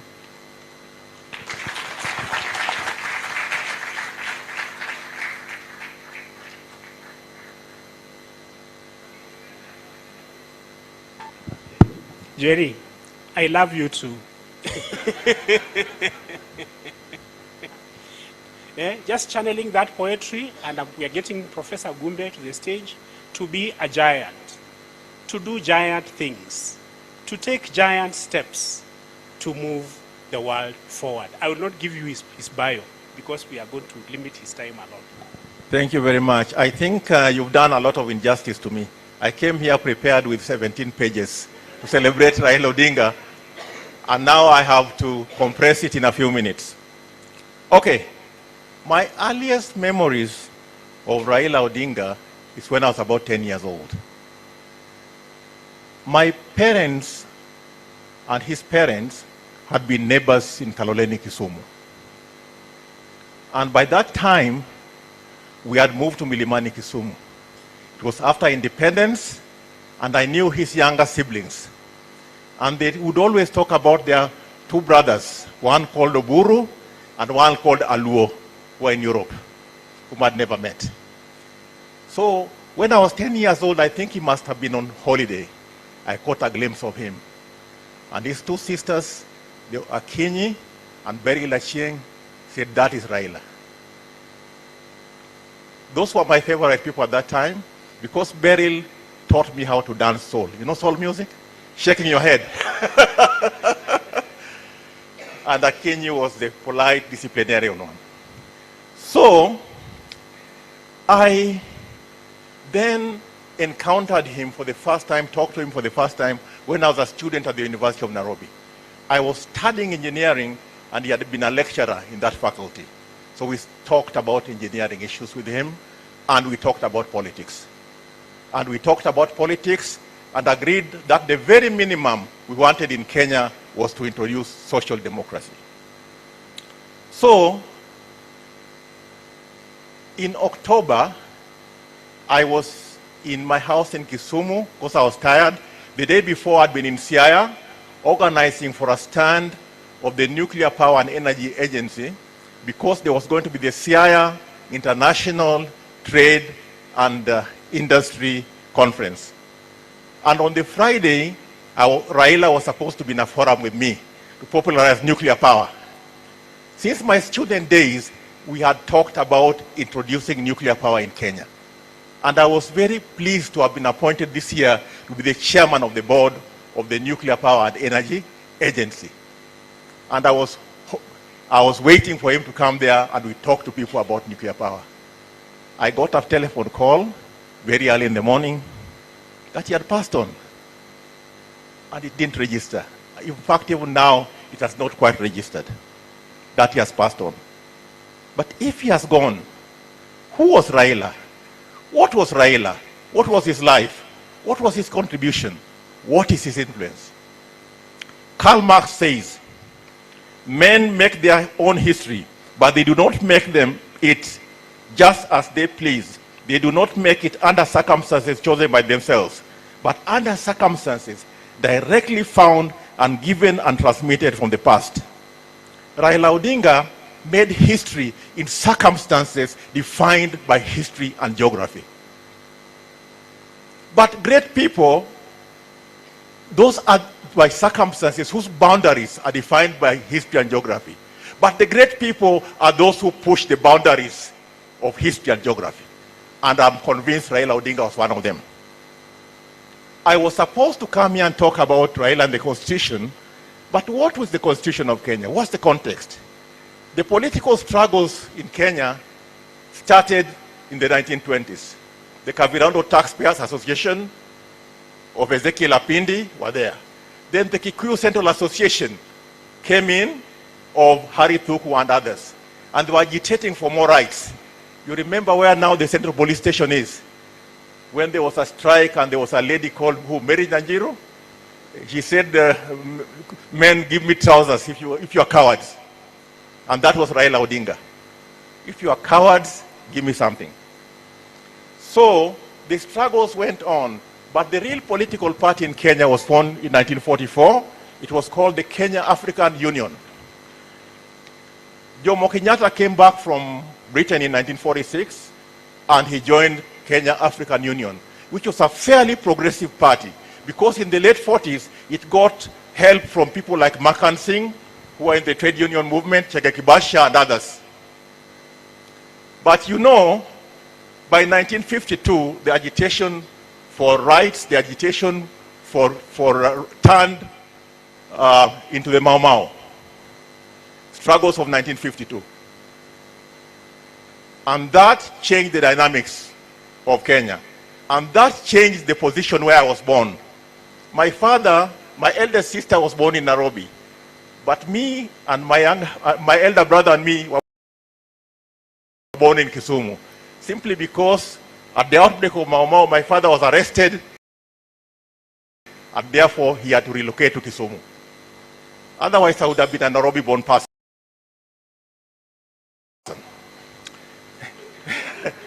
By the mid-1950s, the British were now decolonizing Kenya. They were co-opting a new class of Kenyan Africans who would be a buffer between the African masses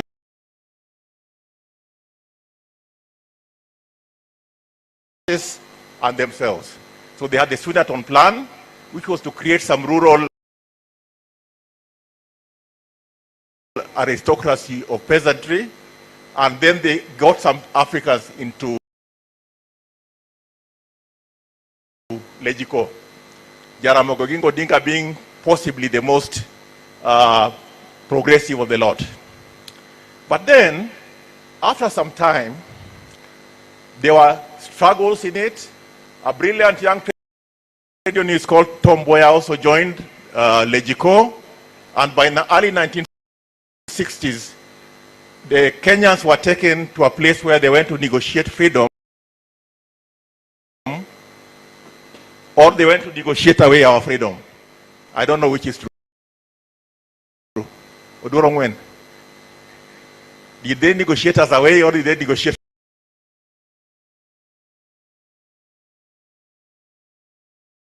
So, it's called land. Kenyatta became our president.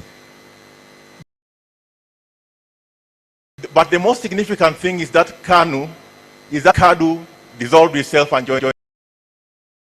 So, it's called land. Kenyatta became our president. But the most significant thing is that KADU dissolved itself and joined KANU.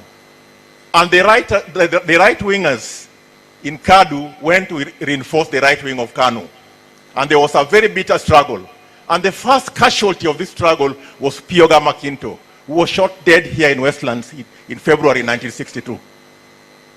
In 1966, Jaramogi Oginga Odinga was forced out by the right wing headed by Tom Mboya in Limuru conference. Jaramogi did not take it lying down. He went and formed a left-wing political party called KPU, Kenya People's Union. I think it is, until recent times, it was the only political party which was openly advocating for socialism. Right now, we even have a few communist parties. But that struggle was carried out at a time when KANU, and now KANU reinforced with KADU, mutilated the constitution. They removed the little devolution that there was. They removed Senate. They removed many things which were happening in the country. And it went on until towards the end, KANU centralized education. Julius Okara, strong to serve. You know that when I went to school, the schools were owned by the county councils. Education was more or less devolved. But it was centralized later. So, now let's go to 1969, when the political party in Kenya more or less died. Tom Mboya was shot dead on the 5th of July in Nairobi. The further incident was that Kenyatta came to Kisumu, and I was one of the small students who went to welcome and sing for the president. And when some chaos broke out, our headmistress, Mrs. Tejpa, took us into the middle of Kisumu because there was shooting going on.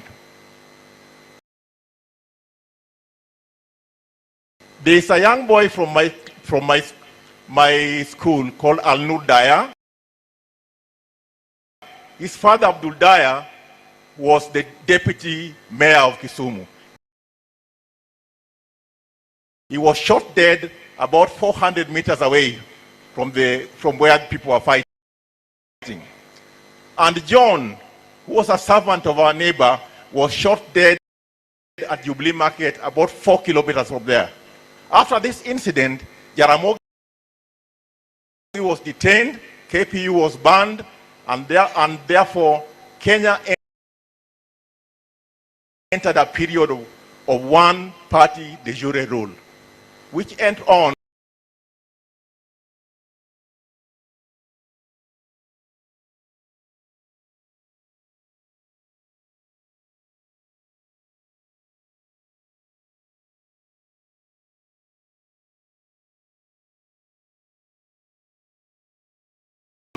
until 1982, when KANU declared denouncing the and therefore Kenya entered a period of one-party de jure rule, which went on until 1980 and saying that who are these Marxists they talk about? If they are Kenyans, they also have a right to rule. On the Sunday morning, we woke up to the radio telling us that we had a military government. And after that, Raila was detained. He remained there for 8 years. Many things happened in the world. By 1989, the Eastern Bloc was collapsing and multipartyism was coming. So finally, Raila was released and he came out and struggled very hard for multi-party democracy through Ford and other political parties. Multipartyism finally came in 1991, December 1991. We got the 1992 elections, and Moi, with less than 30% of the votes, was elected president.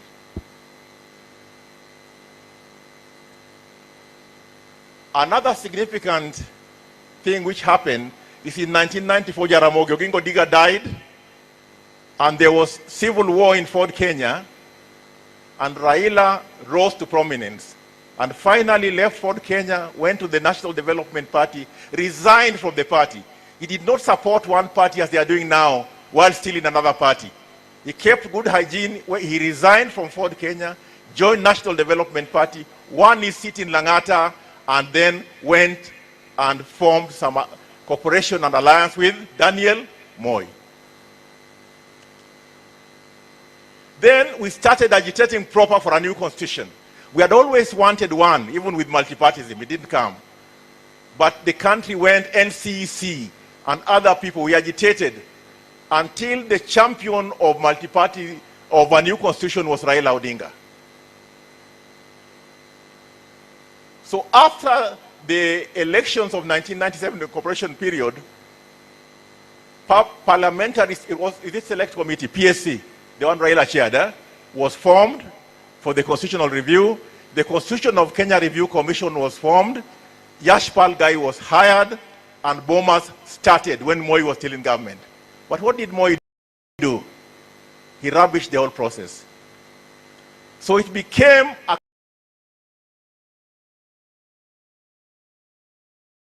campaign item for the National Rainbow Coalition.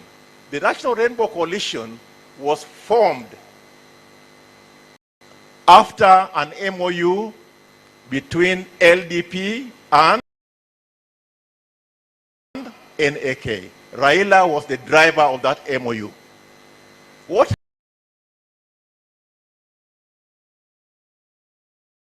happened that morning, I was part of a team which had negotiated an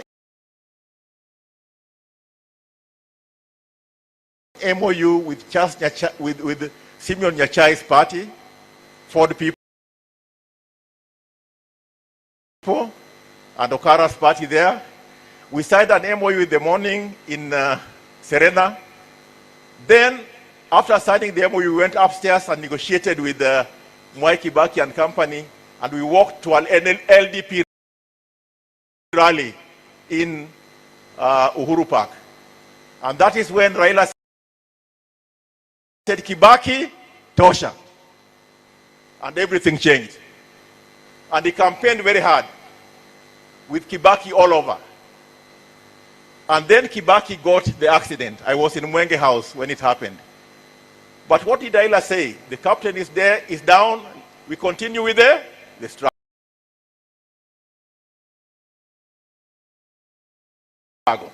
And he campaigned very hard until we won the elections.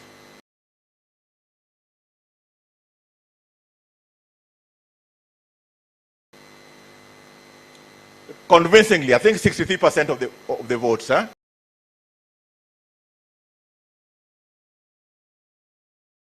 And most MPs were National Rainbow Coalition. Then political immorality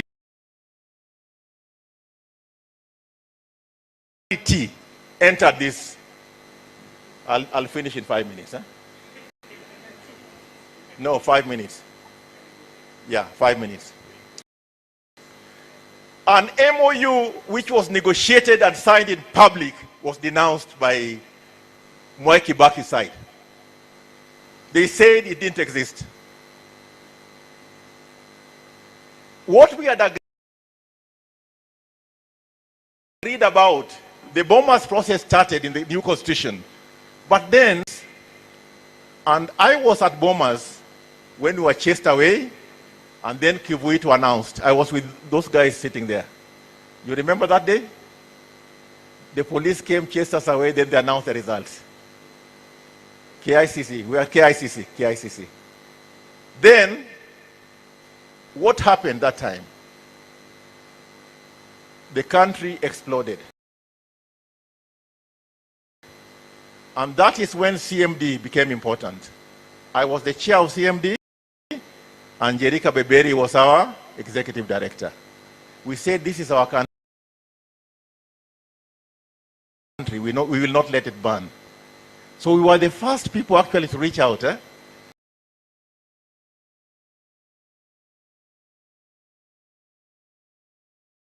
And even when Kofi Annan came to Kenya, we were the ones who received him. The first meeting we called of political parties to discuss this issue was almost a riot. They were in two camps and they almost killed each other. But when we called the second, third, fourth, fifth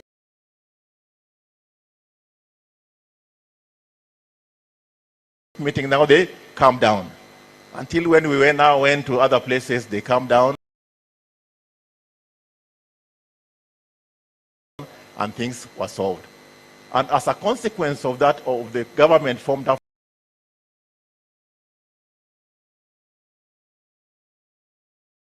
that, Kenya achieved its highest growth to date in terms of the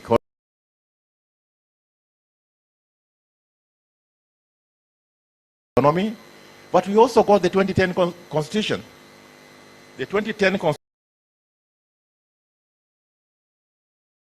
Constitution was very good, but it had a few things that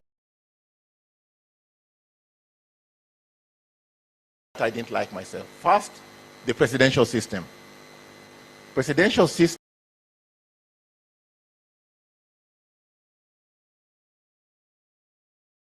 is a very imperial system. You see it in Nairobi, but its worst manifestation is in counties. It is something we must think about.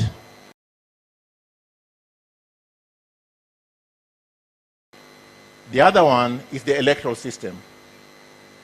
This first part,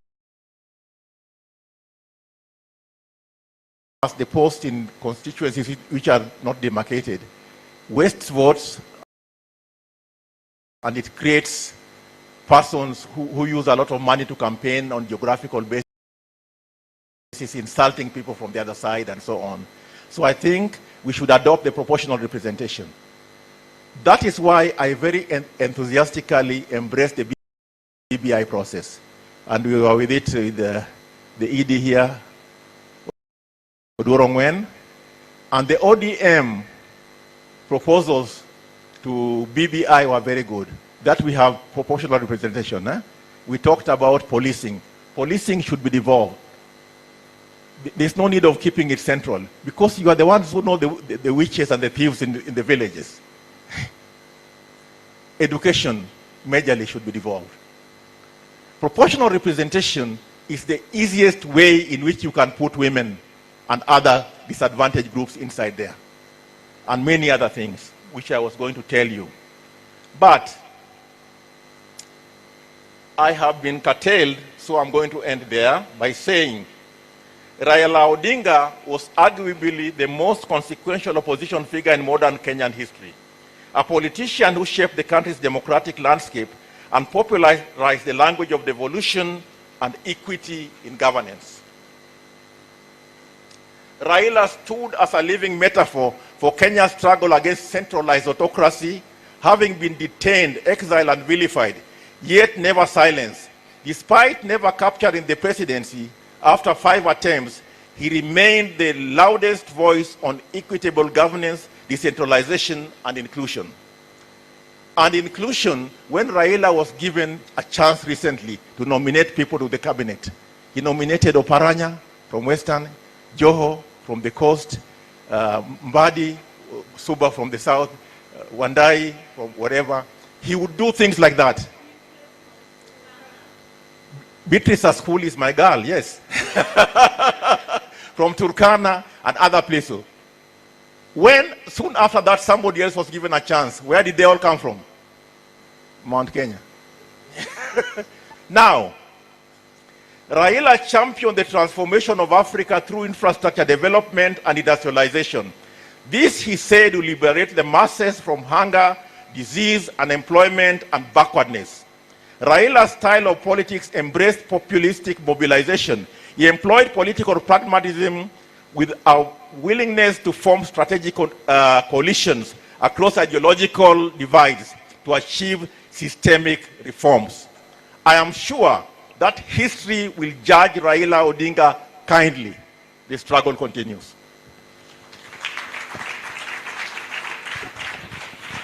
Thank you very much, Prof. I didn't know the way, engineering discipline works. In communication, the abstract usually is like 150 words. But now, when we get into your field, I cannot understand. So I yield, that's why we yielded as much time to you. And also, I happen to know the contribution that you made, and I was very, very hesitant. I was very, very hesitant to cut you short. I hope that the paper that you prepared will be made available so that it can also be accessed. Then we can have the full benefit of what you wanted to say, context and everything.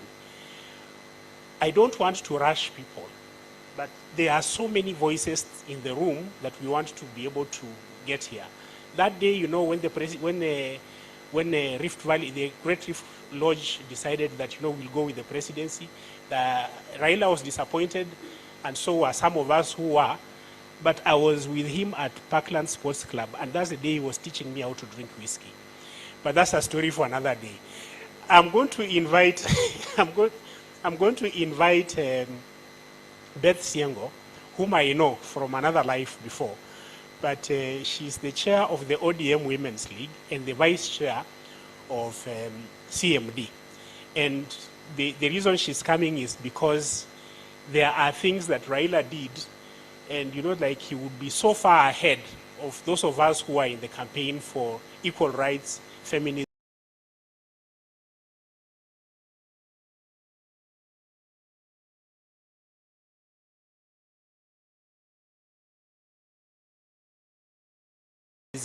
women's voices. So I just want her to come and give her testimony. I had a lot of interest in politics, and I was following everything happening in the country. And one day, Baba said, women's rights are human rights. I'm a widow, had gone through a lot. And that statement made me think, in this country, there could be somebody who recognizes human rights. Women's rights are human rights. From that moment, I started following everything Baba said and anything that he did, and got more interested in politics. When I decided to run for Mwingi parliamentary seat against Kalonzo Musyoka, my first call to everybody was women have rights as well as men. Ladies and gentlemen, distinguished guests, fellow leaders, today we gather not just to mourn, but to honor a giant, a man whose life reshaped the political, social, and democratic landscape of our nation. A leader whose belief in women's power was not theoretical. It was lived, practiced, defended, and institutionalized. Today, we honor our party leader, former Prime Minister, our Baba, the Ninkima, Raila Molo and Odinga. I stand before you as a nominated senator today by Orange Democratic Movement. But more importantly, I stand here as one of the countless Kenyan women whose political journey exists because Raila Amolo Odinga believed in women. Within ODM, there exists a powerful and fight or win the ODM Women League. I am deeply honored to serve as its national chair, a position that grants me the privilege of representing women at ODM Central Committee and every other governing organ of the party. Baba's early sacrifices opened political spaces for women. We know Baba is known to have stood by all women political leaders and women who have been given space either by election or by nomination. Baba stood by them.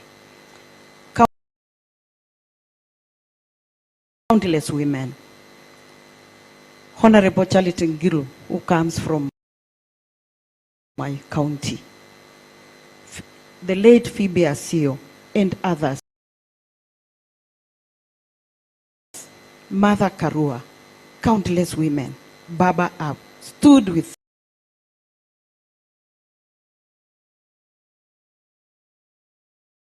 them, defended them, and included them in every position where possible.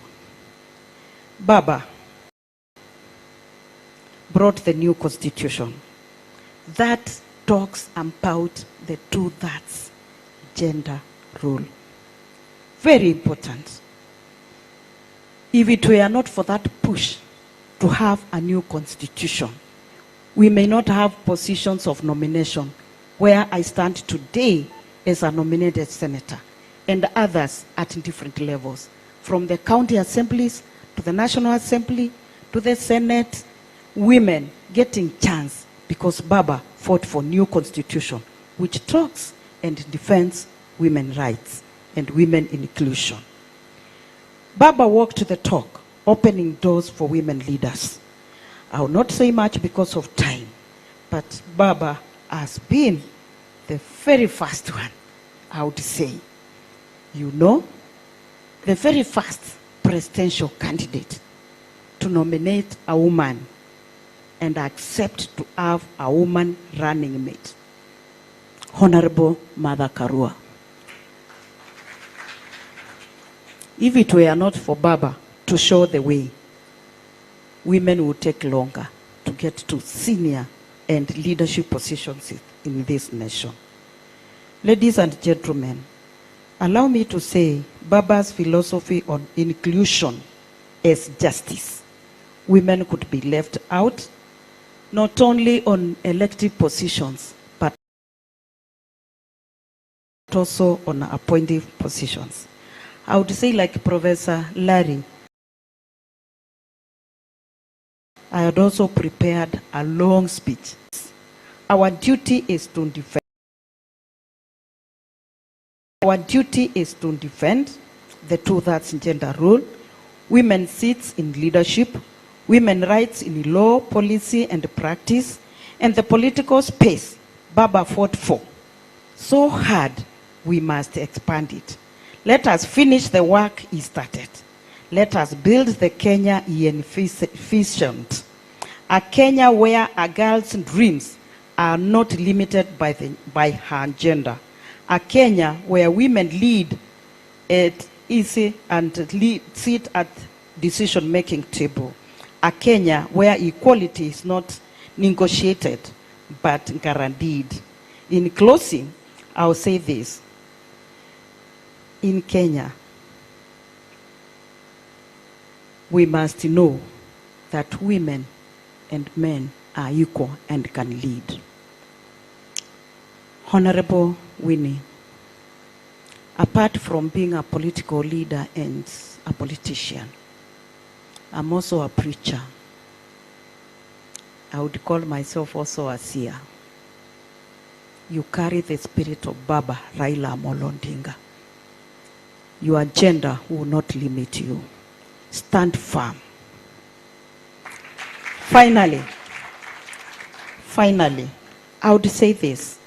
Baba believed in the leadership of women from all walks of life. Women who sit at boardrooms, women who are educated, women who are exposed, but also on grassroots women.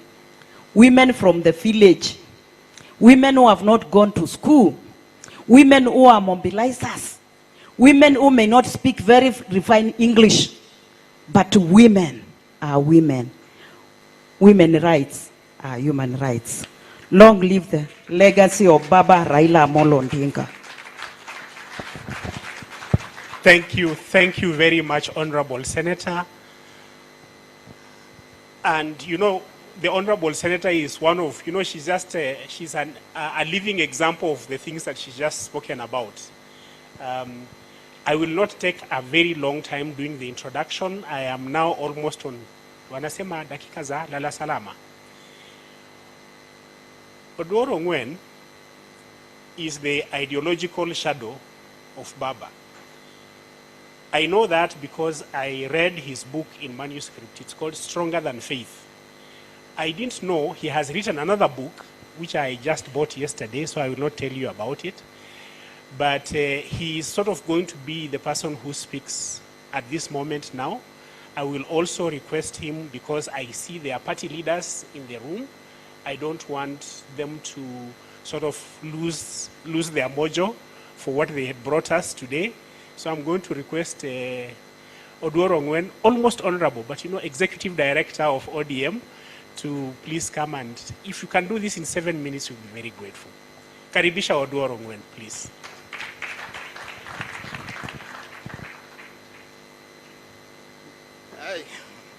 I don't know whether I should do them in 7 Masai minutes or 7 Wazungu minutes. Because 7 minutes to talk about Baba is really a challenge.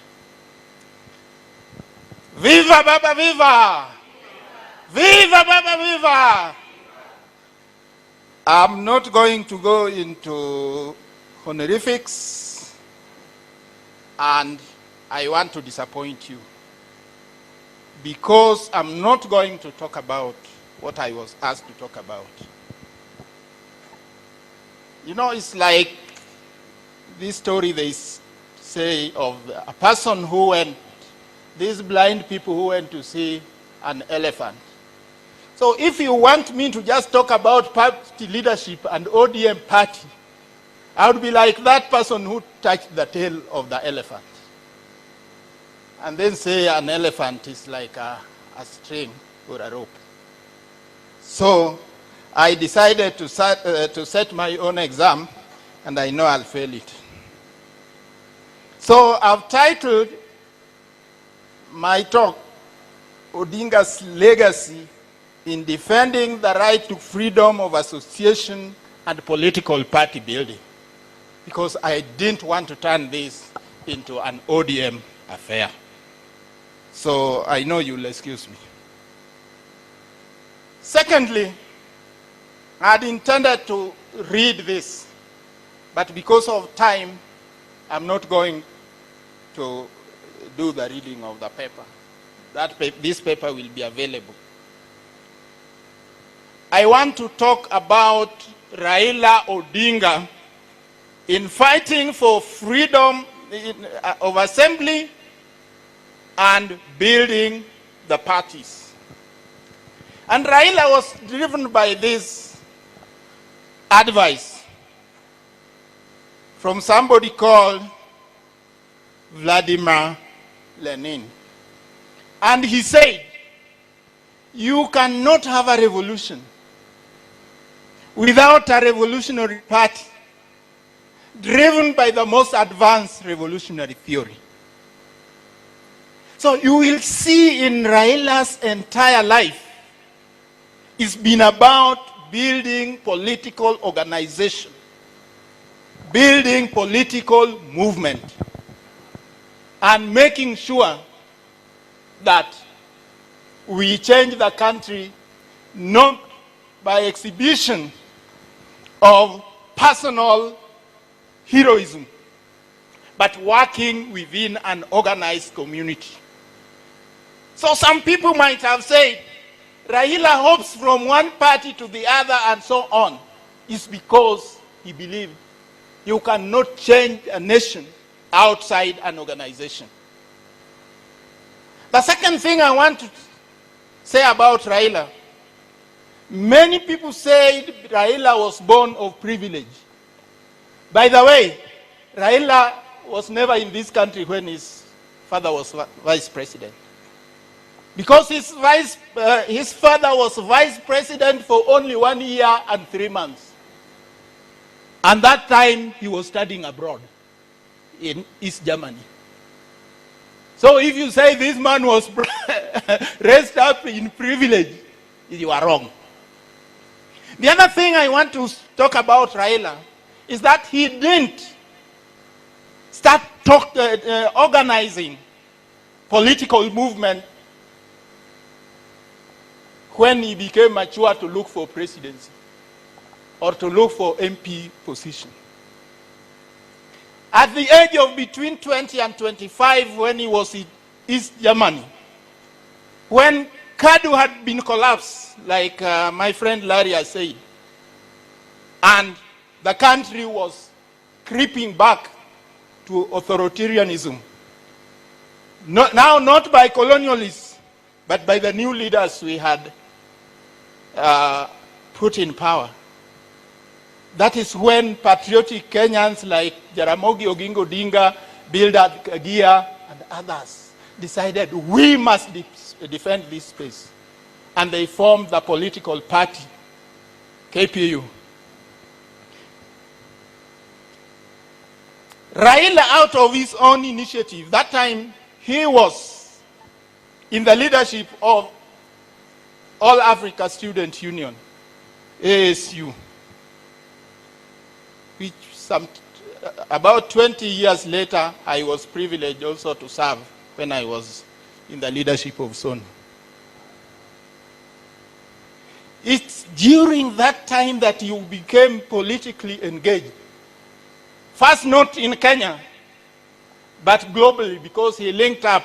Although he was in East Germany, he linked up with those who were struggling in the US, the civil rights movement, which are the likes of Martin Luther King and Malcolm X and Stokes Carmichael and others, Miriam Makeba, you can name them. It was also during that time that he decided that he's going to help organize the structures of KPU in Europe. If it was today, he would be called Gen Z. I don't know they were Gen what, because he was just around 20. He was not yet 25. So that is where you first trace the involvement of Raila Odinga in organizing political movement. And I want to tell you of something he was involved in at that time, which might sound like in Kenya today. KPU had come out with a manifesto called Azimio la Mwananchi. The English version was called Mwananchi Declaration. Then no printer would touch it here in Kenya. And you know, that time, very few Africans owned printing press. So they went to print the KPU manifesto in London. So Raila had to move from Berlin to London, where the manifesto was organized, was printed, and now how to bring it back to the country. So the way it was packaged, it was costing more than 50 kilograms. And you know the airlines, you can't go beyond 23 kg. So he was asked to pay for the excess. And being a student, he had no money. So what he did was to call somebody who knew Jaramogi, somebody in Germany. He had not talked to him before, but he just gave the airline his number to tell them, this man is going to receive the cargo and he will pay for it. So the airline called. Unfortunately, the fellow agreed that just bring those things, I'll pay. So that is how the copies of the manifesto left London to Berlin. From Berlin, Raila had to send these copies of the manifesto to Cairo, where there were people like Wera Olonde and Wera Ambido, the father to this girl who runs Infotrak. No, the uncle. Now, from Cairo, they were sent to Entebbe. So it's now from Entebbe that they had to be brought, not by the normal channels, but you know where Entebbe is and where Kisumu is. That is how KPU manifesto arrived in the country. That was Raila engaging in building political movement and political party. Then in 1969, as you know, after what happened in Kisumu, KPU was proscribed. Jaramogi and the entire KPU leadership was, after the entire KPU leadership was thrown into detention without trial. By that time, Raila had got an admission to go and do his PhD in the US. But because of what happened, he decided he's going to be with the mother and the siblings. So he forwent that opportunity to go and pursue his PhD. But it was also during that time, because now, although Kenya was still, by law, we were still a multi-party democracy, but you couldn't organize openly. So that is when the underground work began. There's a movement called December 12th movement. And one day when the story is properly written, my friend Jerry will tell you some of the things we did during those days. So, Raila got engaged with other people, progressives. Wakina Ngugi wa Thiong'o, Maina wa Kinyati, Adua Witi. I don't want to name all of them. And that is when, because you couldn't call a political rally, you couldn't organize openly, the underground press started. And because I'm giving only 7 Wakamba minutes, I want to rush. First, they had to use the office of, they had to use the office of the late Otieno Mbala to print pamphlets at night and distribute them. But when now the relationship with Mbala deteriorated, because Mbala had a problem with his sister whom we buried last weekend, so he had to shift. So now the offices of the British Airways had to be used. Joe was the local manager of British Airways.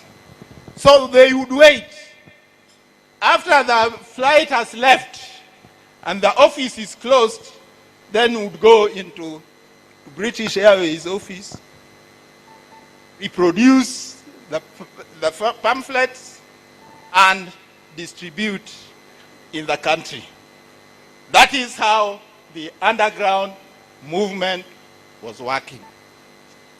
So around that, what was called Chama cha Ukombozi started, an informal underground organization. That is the forum we used when there was by-election in Karachuonyo in 1979 to campaign for Phoebe Asio. It is the forum that was used to campaign for the late Wangondu Karaoke in Nyeri town and others. Other words, even though political parties were not allowed, political work continued. Fast forward, then comes May 1982. Then Jaramogi was invited by his friends from Labour Party to do a lecture tour of UK. And he talked on the role of political parties in Africa. And he said it is time Africa states embraced multipartyism, because you will stagnate if you continue with one-party dictatorship.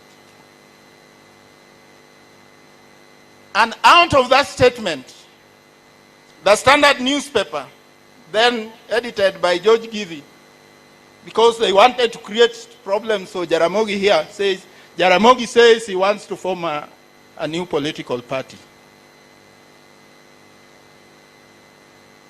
So now the entire international press, BBC and others went and asked him, it has been reported in Kenya that you want to form a political party.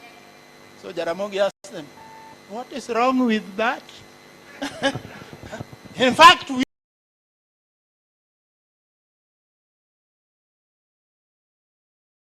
we should do exactly that. And that was a signal to some of the people who are in the DTM and CCU, Chama cha Ukombozi.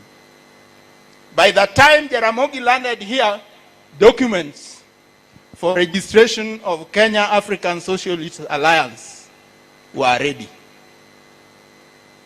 And the process started in earnest, actually, to register a political party. Then on 9th of June that year, the then Attorney General, he was now Minister for Constitutional Affairs, Charles Njonjo, introduced a motion in Parliament to bring in a bill to introduce a clause that made Kenya one-party state by law. By that time, we had already met with Raila, because when these guys was expelled, these Dave Anyona, they were with Makau Mutua and others. Those of us who are working in the underground with the DTM, the leadership said, you must take positions of leadership. And that is how I went into student leadership at that particular time. And so, within the campus, we were a core of 5 people who are helping organize CASA. In that circle were David Murade, Paddy Onyango, Sia Onyango, and Adongo Gony. So when Njonjo introduced this bill, the 5 of us decided that on behalf of the student community, we are delivering a protest at State House. And you know, State House and university halls, it's not that far. So I was tasked to go and photocopy the documents somewhere around the GPO. And we had told Raila of what we are going to do. So he told George Anyona that we meet at Serena so that we can tell you something. So Anyona got very excited and called the media at Hotel Intercontinental that I have a very big story for you people. He simply wanted to tell them that students want to take a memorandum to State House. So I was here trying to do photocopying, then I hear this commotion at Intercontinental. Anyona was arrested, whisked, and detained. Our meeting didn't take place.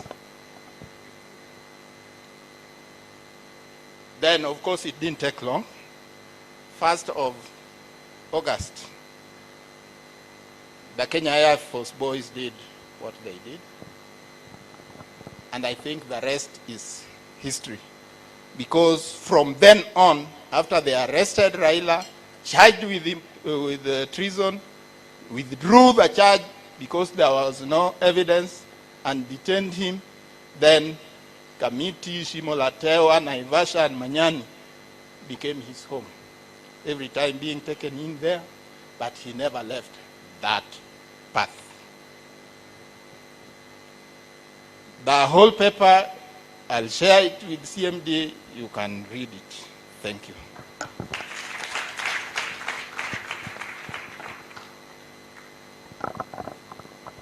Somober. You're supposed to answer. Somober. Somober. Yeah. Reading is good. And I'm saying that because I was nodding as Odorongwen was speaking, because about 3/4 of what he's saying is actually in his book, Stronger Than Faith. So if you find it, you find a less rushed version of all those events. And Jerry Kabeberi, of course, is named as a co-conspirator. I don't know if you are safe because of a limitation of statute. I want now to walk into the the exciting territory. And so Frank Walukwe, please come and take over so that you can help us to take care of the more exciting political session. Thank you.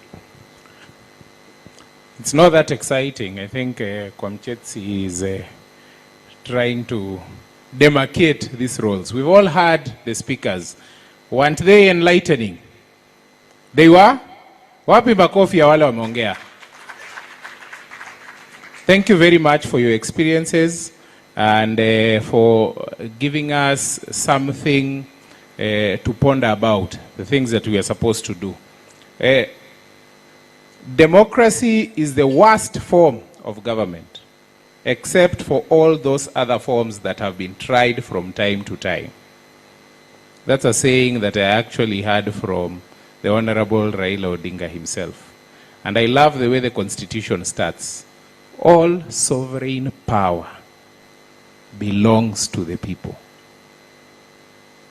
which can only be exercised either directly or through elected officials, right? Representatives of the people. Kindly allow us, there are a few party leaders in the House. As we finish, I think each of them will take 5 minutes, then we can conclude with a cup of tea, take photos, and give our own stories of how we knew this man called Raila Odinga the Enigma. Let me first allow Bwana Evans Misati, whose docket as the chair of PPLC includes all political parties in Kenya. Aseme jambo, tafadhali. Thank you. Thanks so much, Bwana Waruke. Let me also say 1 or 2 words, but allow me to stand on the protocols as observed earlier. My name is Evans Misati. I'm the national chairman of PPLC. Mine will be very, very short because I see people have sat here, they have got tired, and then most of the people have gone. Now, as PPLC, I've seen most of the political parties here, and we have heard the history of how people have served in the past. And as leaders of the political parties, now we have what we call PPLC, which is a statutory body, to ensure that the gains we have done as a country, we embrace it and we move forward. The other day, we were with High EPC, and the High Chi and DCIL came there, and we are engaging them on how they conduct themselves during the by-elections or during the general elections. I saw a book here which was capturing a number of injuries and deaths just coming from political violence. We have come of age as a country, and I think given that now we have the statutory Section 38 of the Political Parties Act, which gives us PPLC, Political Parties Liaison Committee, which is a tripartite body. If ODM, UDA, KANU and Jubilee, they have issues, let us come to the table and address them with the election management body. Because the moment we start saying that as a country, we start blaming each other of goons. So and so goes to the media and say the goons are disturbing elections. And the other one says the same. If we don't come together and agree on the business of the game, we will be lost together. Finally, let me put a call to the political leaders. If you do not come to the plenary where we make decisions, where we agree the business of the game with the IPC, don't blame anybody, because we have agreed now with the IPC that we will have to, as a plenary, as political parties, we agree on the rules of the game. So if you don't send a representative who is able to commit the party, do not blame anybody. Because as we move forward, there are so many blame games around. And we'll now engage the election management body on agreeing how to move forward. It has never happened before in Kenya.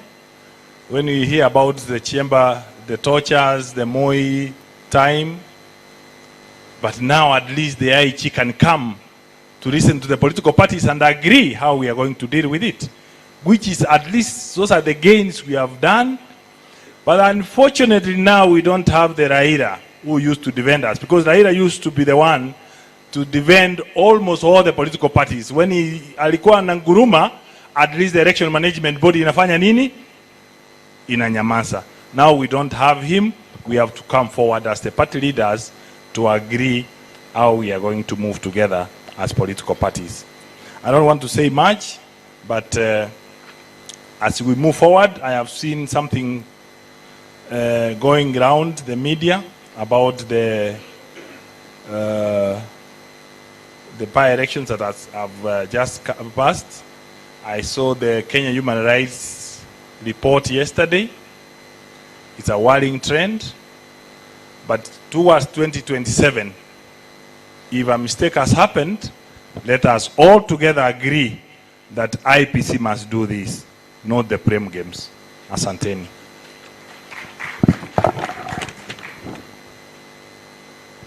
Nice and short. Thank you very much, Chair. I heard Winnie Odinga say procedure, pressure, then action. Mlisikia hiyo? Very good. Let me call Honorable Jeremiah Kioni, the Secretary General of Jubilee, aseme jambo. For ruling party.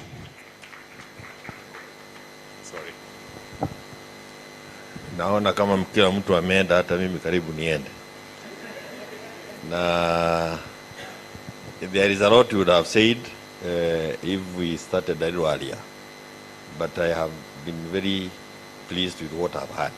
I think ED ODM has spoken on my behalf. Raila supported Jubilee when we were being kulikuwa na mpango mkubwa ya kuhakikisha kwamba tumemalizwa. Yesterday I was told that 100 million shillings had been put aside to ensure that Jubilee is not a party anymore. And if it wasn't for Raila, I would not be standing here. He stood with the Jubilee Party. And even when you were attacked on the 16th of February, I think 20, by goons, he sent people to help us, and he personally came to our office to start with us. Kwa hivyo, kama kuna mambo mengi tunaweza ongea, that is something. I didn't quite understand where you are coming from, PPLC. Because Raila will not sit to listen to people who are ready to steal coolers from him. Lakini, I don't have time. But after the 2022 elections, Raila gathered us in Mombasa. And what he told me, or he told us, I will tell it another time, when there will be time. Thereafter, we were seated at Joff. Again, he told us, it looks like we are about to remove William from State House. And the questions he asked us, and what he told us, again, I'll tell you another time. Then one of us said, but the army can take over. What he did, I'll tell you another time. But long live the spirit of Raila.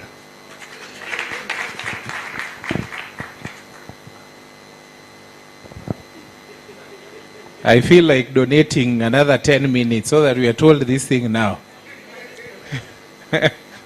Ungetuambia at least moja ya mwisho, what he did when he heard that the military will take over.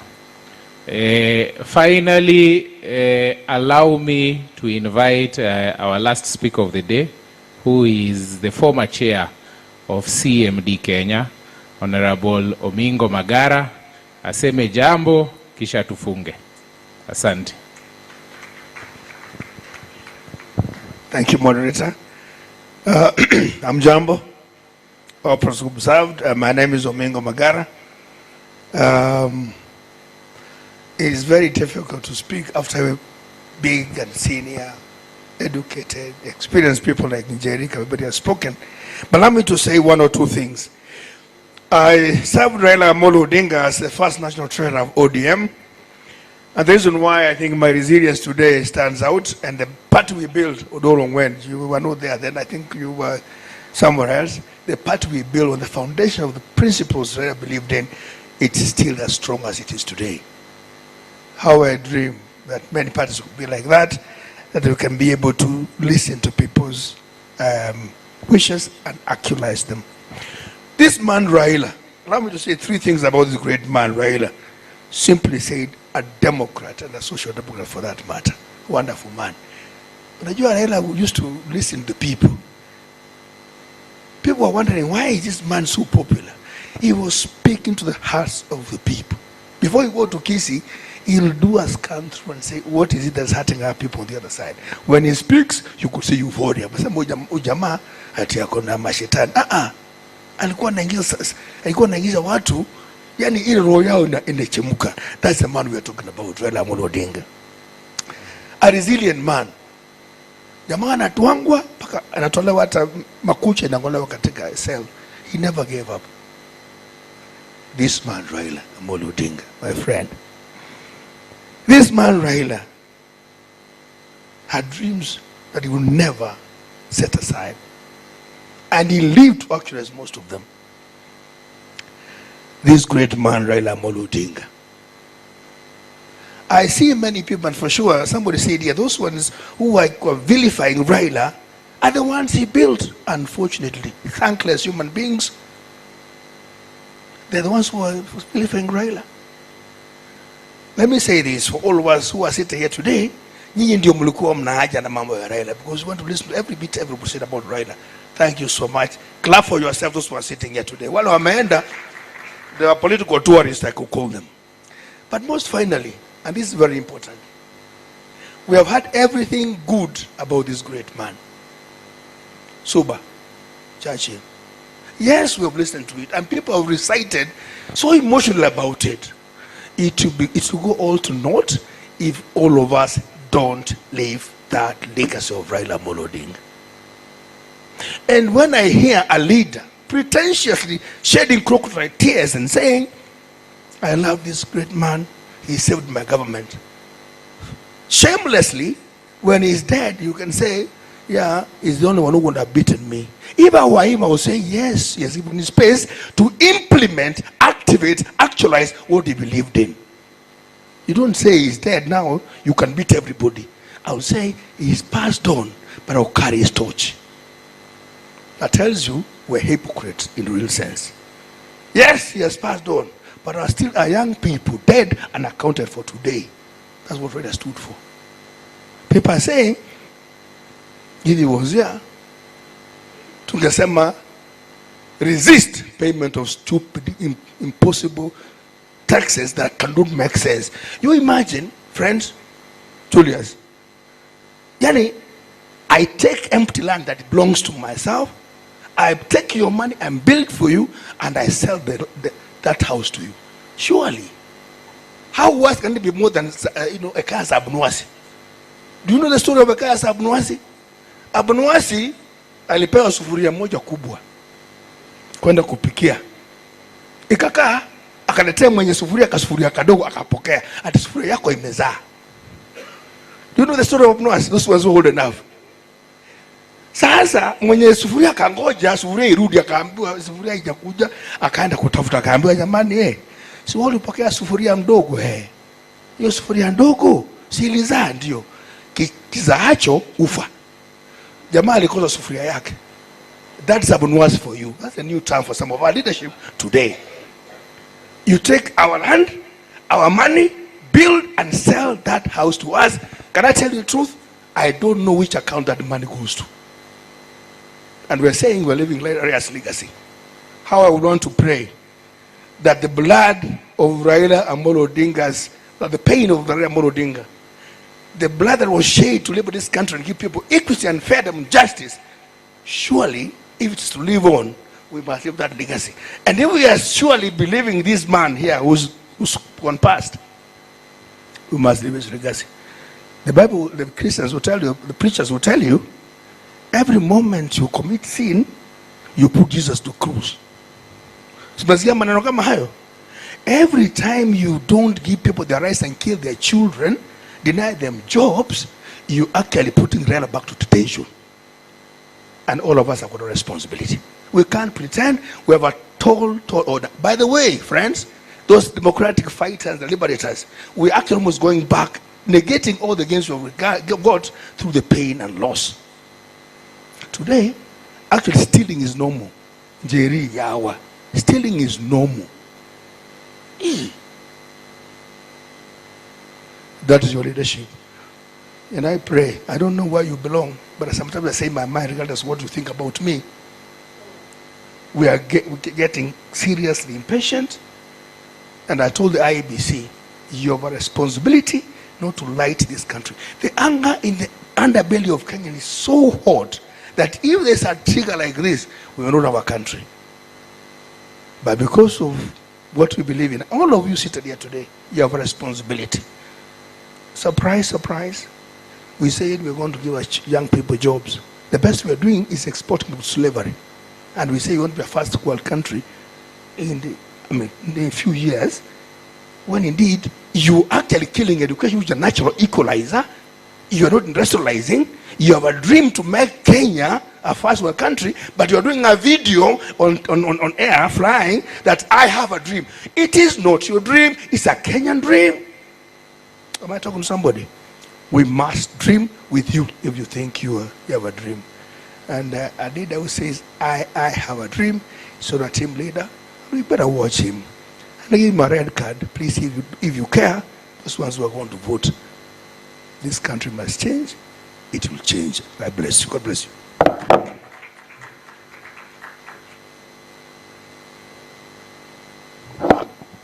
I think Honorable Lomingo Magara would have been a bishop. Dini ya Msambwa.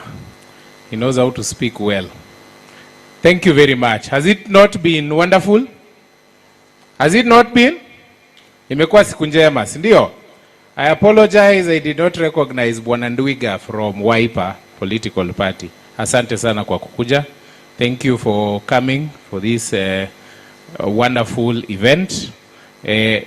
Now allow me to close this meeting. There's a lot we can say about the Right Honorable Raila Odinga. The fact that he was the best storyteller I ever had. He always had a story for every occasion. And number two, he always knew each and every part of this country. You could not tell him you come from this point and he does not know a market or a school around that area. I found that fascinating for his age, because I met him when he was 70s plus. So I found that very interesting. Allow us to close, kindly. Let me welcome one of my colleagues in the board, Bwana Sadiq, to give a vote of thanks. Then tutamaliza na national anthem, and we can socialize outside while we take our tea. Asanteni sana. Thank you kwa kuja. Thank you, Frank. Yes, so it's been a good day. Most of the powerful human rights stories are often described through the voices and cries and faces of victims, countless victims.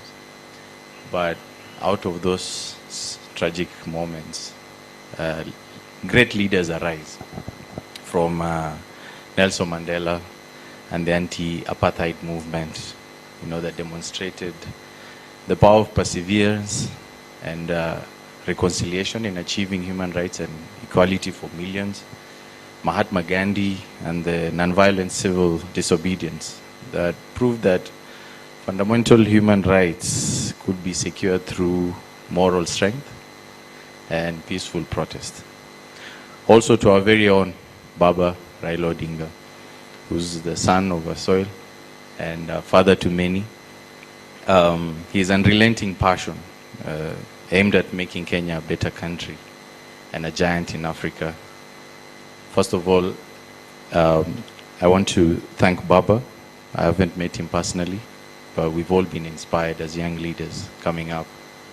And ultimately, all these powerful stories and great leaders have a common thread, and that is they have a conviction that either we are all free together or we are all not free together. And I used to see Baba all the time, on TV. People victimize him a lot, but then he'll always have the strength to look them in the face, forgive them, sit down with them, have a cup of coffee. And I always say I pray for that kind of character, where you can sit down with people who are against you, but then for the betterment of the country, you're able to move forward and build a nation. So with those few remarks, allow me to give special thanks to the board and the Secretariat of CMD, led by our very able chair, the Honorable Kiraitu Marungi, and our ED, who also away on a trip, Mr. Frank Kwanja. CMD political party members and the leaders present, partner organizations like Uchaguzi Platform. Special thanks to Honorable Winnie Odinga for the appearance and also representing the Odinga family. Longtime friends of Baba, collaborators who are also present here. Our esteemed speakers who've been given the venue or rather the platform to speak to us about Baba and the amazing stories, so that we never forget what he stood for. Special thanks to the MC, Mr. Makoha, supported by my colleague, Honorable Frank Walukwe. The performing bands, Tamasha and the 5 Cs, the media crew, and everyone who's present, thank you very much. And let's not forget that fighting for human rights is not a preserve of Amnesty International or the Human Rights Commission. It's our duty, all of us. We see a lot of human rights issues around us every day, domestic violence, marginalization. Let's stand up for all those. Don't make it. Don't wait for Amnesty International to write a report. Stand up and fight for that. So thank you very much. Karibuni chai, and we are very sorry for the delayed time. Asanteni.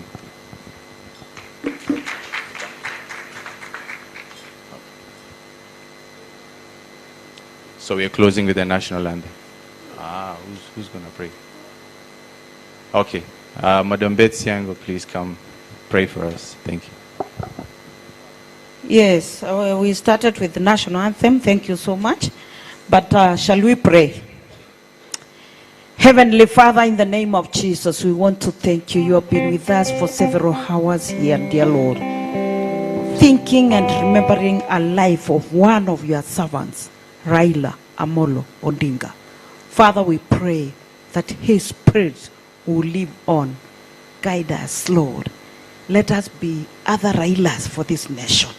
God Almighty, to bring the transformation, the change that we desire to see in this nation. Bless each one of us, oh God, and guide us and lead us in each and everything that we do as human beings who are meant for your work, oh God. We thank you for each one of us. We bless you. In Jesus' name we pray. Amen. We can now have the Kama wewe ungenipenda, ya nini kunidanganya Bwana we? Kujibandika madaraka siyo yako Bwana wewe. Kama wewe ungenipenda, ya nini kunidanganya Bwana we? Kujibandika madaraka siyo yako Bwana wewe. Nimesikia tetesi kuwa una lolote hata kazi unaye. Unazurura mchana kutwa, kushinda kurandaranda mitaani. Nimesikia tetesi kuwa una lolote hata kazi unaye. Unazurura mchana kutwa, kushinda kurandaranda mitaani. Kumbe ukuwa na uwezo wa kunio la kuniharibia maisha. Heri uniambie ukweli ulivyo kuliko kunidanganya. Nikuelewe vipi babu we, uaminifu wako uko wapi sasa? Nikuelewe vipi babu we, uaminifu wako uko wapi sasa?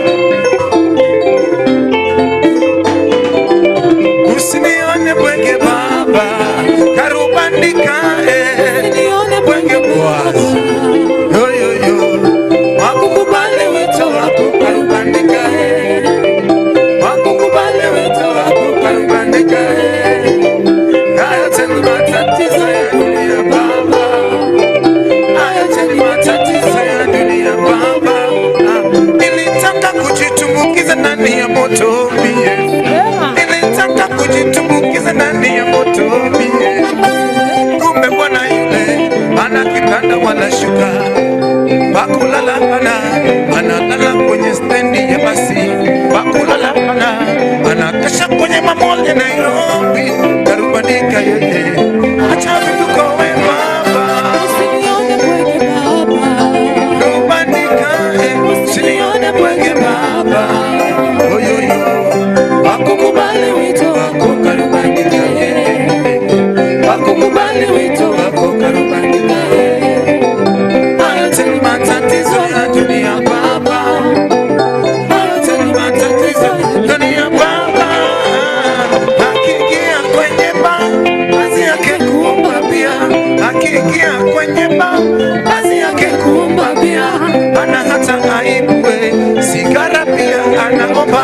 ana hata aibu mademu watu pia anagusa kwenye mabaa na masoko yajitangazia kuwa yeye ni mkurugenzi wa kampuni fulani, kumbe anaka kitu usinione bwege baba, oyoyo usinione bwege baba,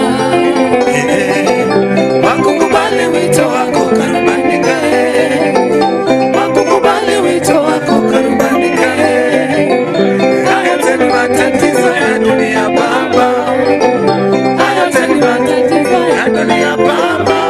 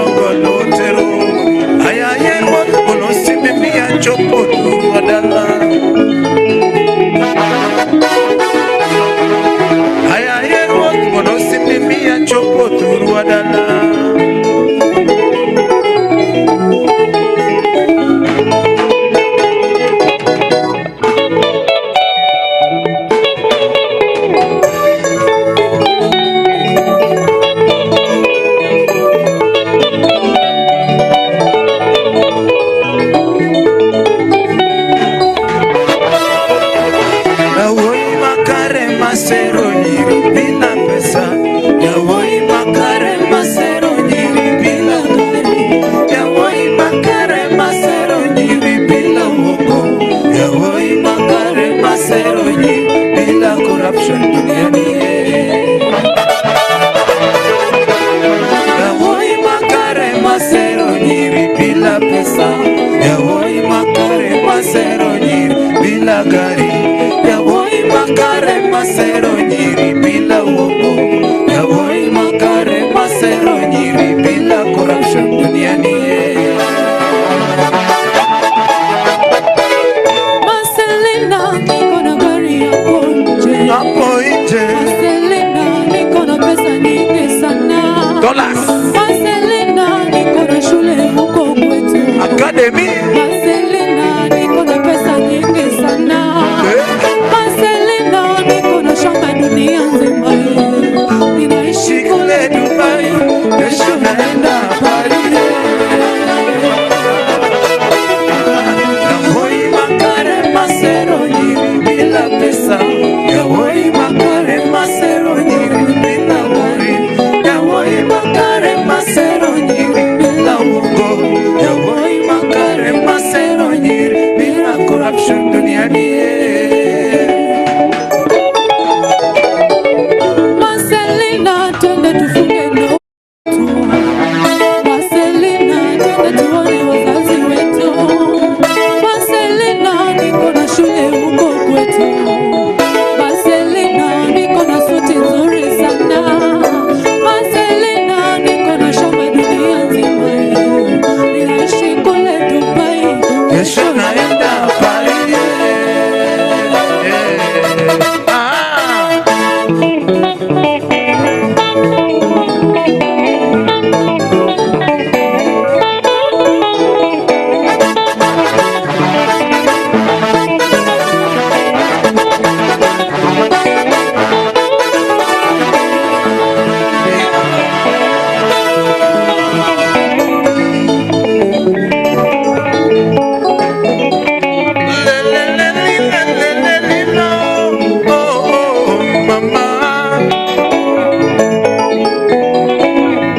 Hasira za nini we Bwana? Hasira za nini we Bwana? Wataka kuniua bure Bwana. Wataka kuniua bure Bwana. Wako hayupo, wako hayupo. Chuki ya nini kati yangu mimi na wewe? Chuki ya nini kati yangu mimi na wewe? Nasema sina makosa we Bwana. Ayo, sina makosa we Bwana. Ayo, sina makosa we Bwana.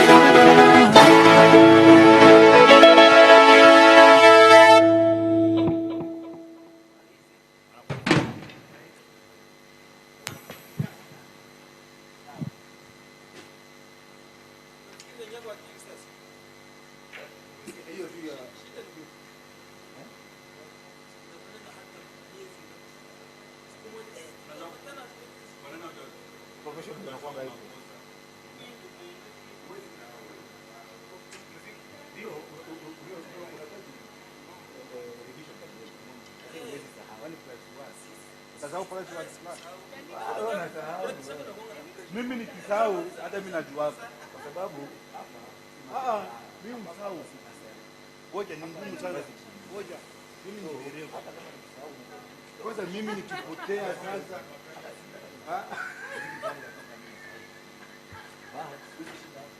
mimi nikipotea napoteza kila kitu. Nimebeba au ndani ya imagine nisahau. Muziki itakuwaje? Gada gada.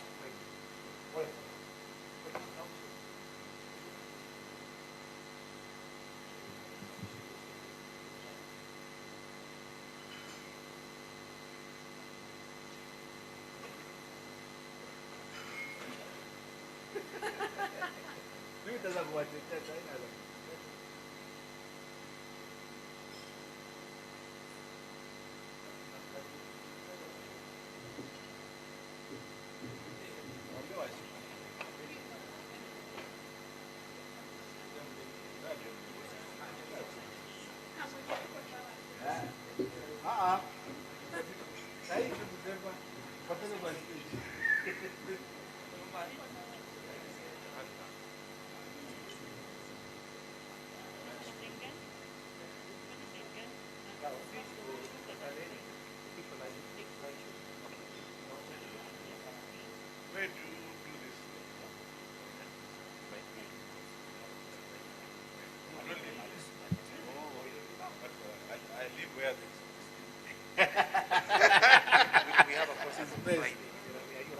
So,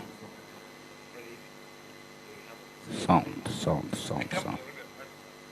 1, 2. 1, 2, 3. Sound. 1, 2. 1, 2, 1, 2, 1, 2, 1, 2. 1, 2, sound, check.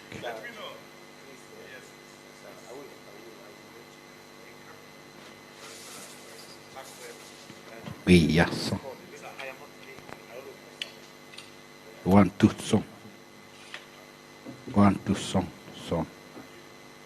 1, 2, song. Kind of master.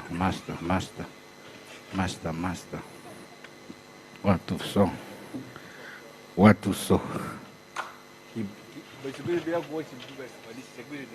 Watu so, señor si, prestigiista del keyboardista, crânio mudo.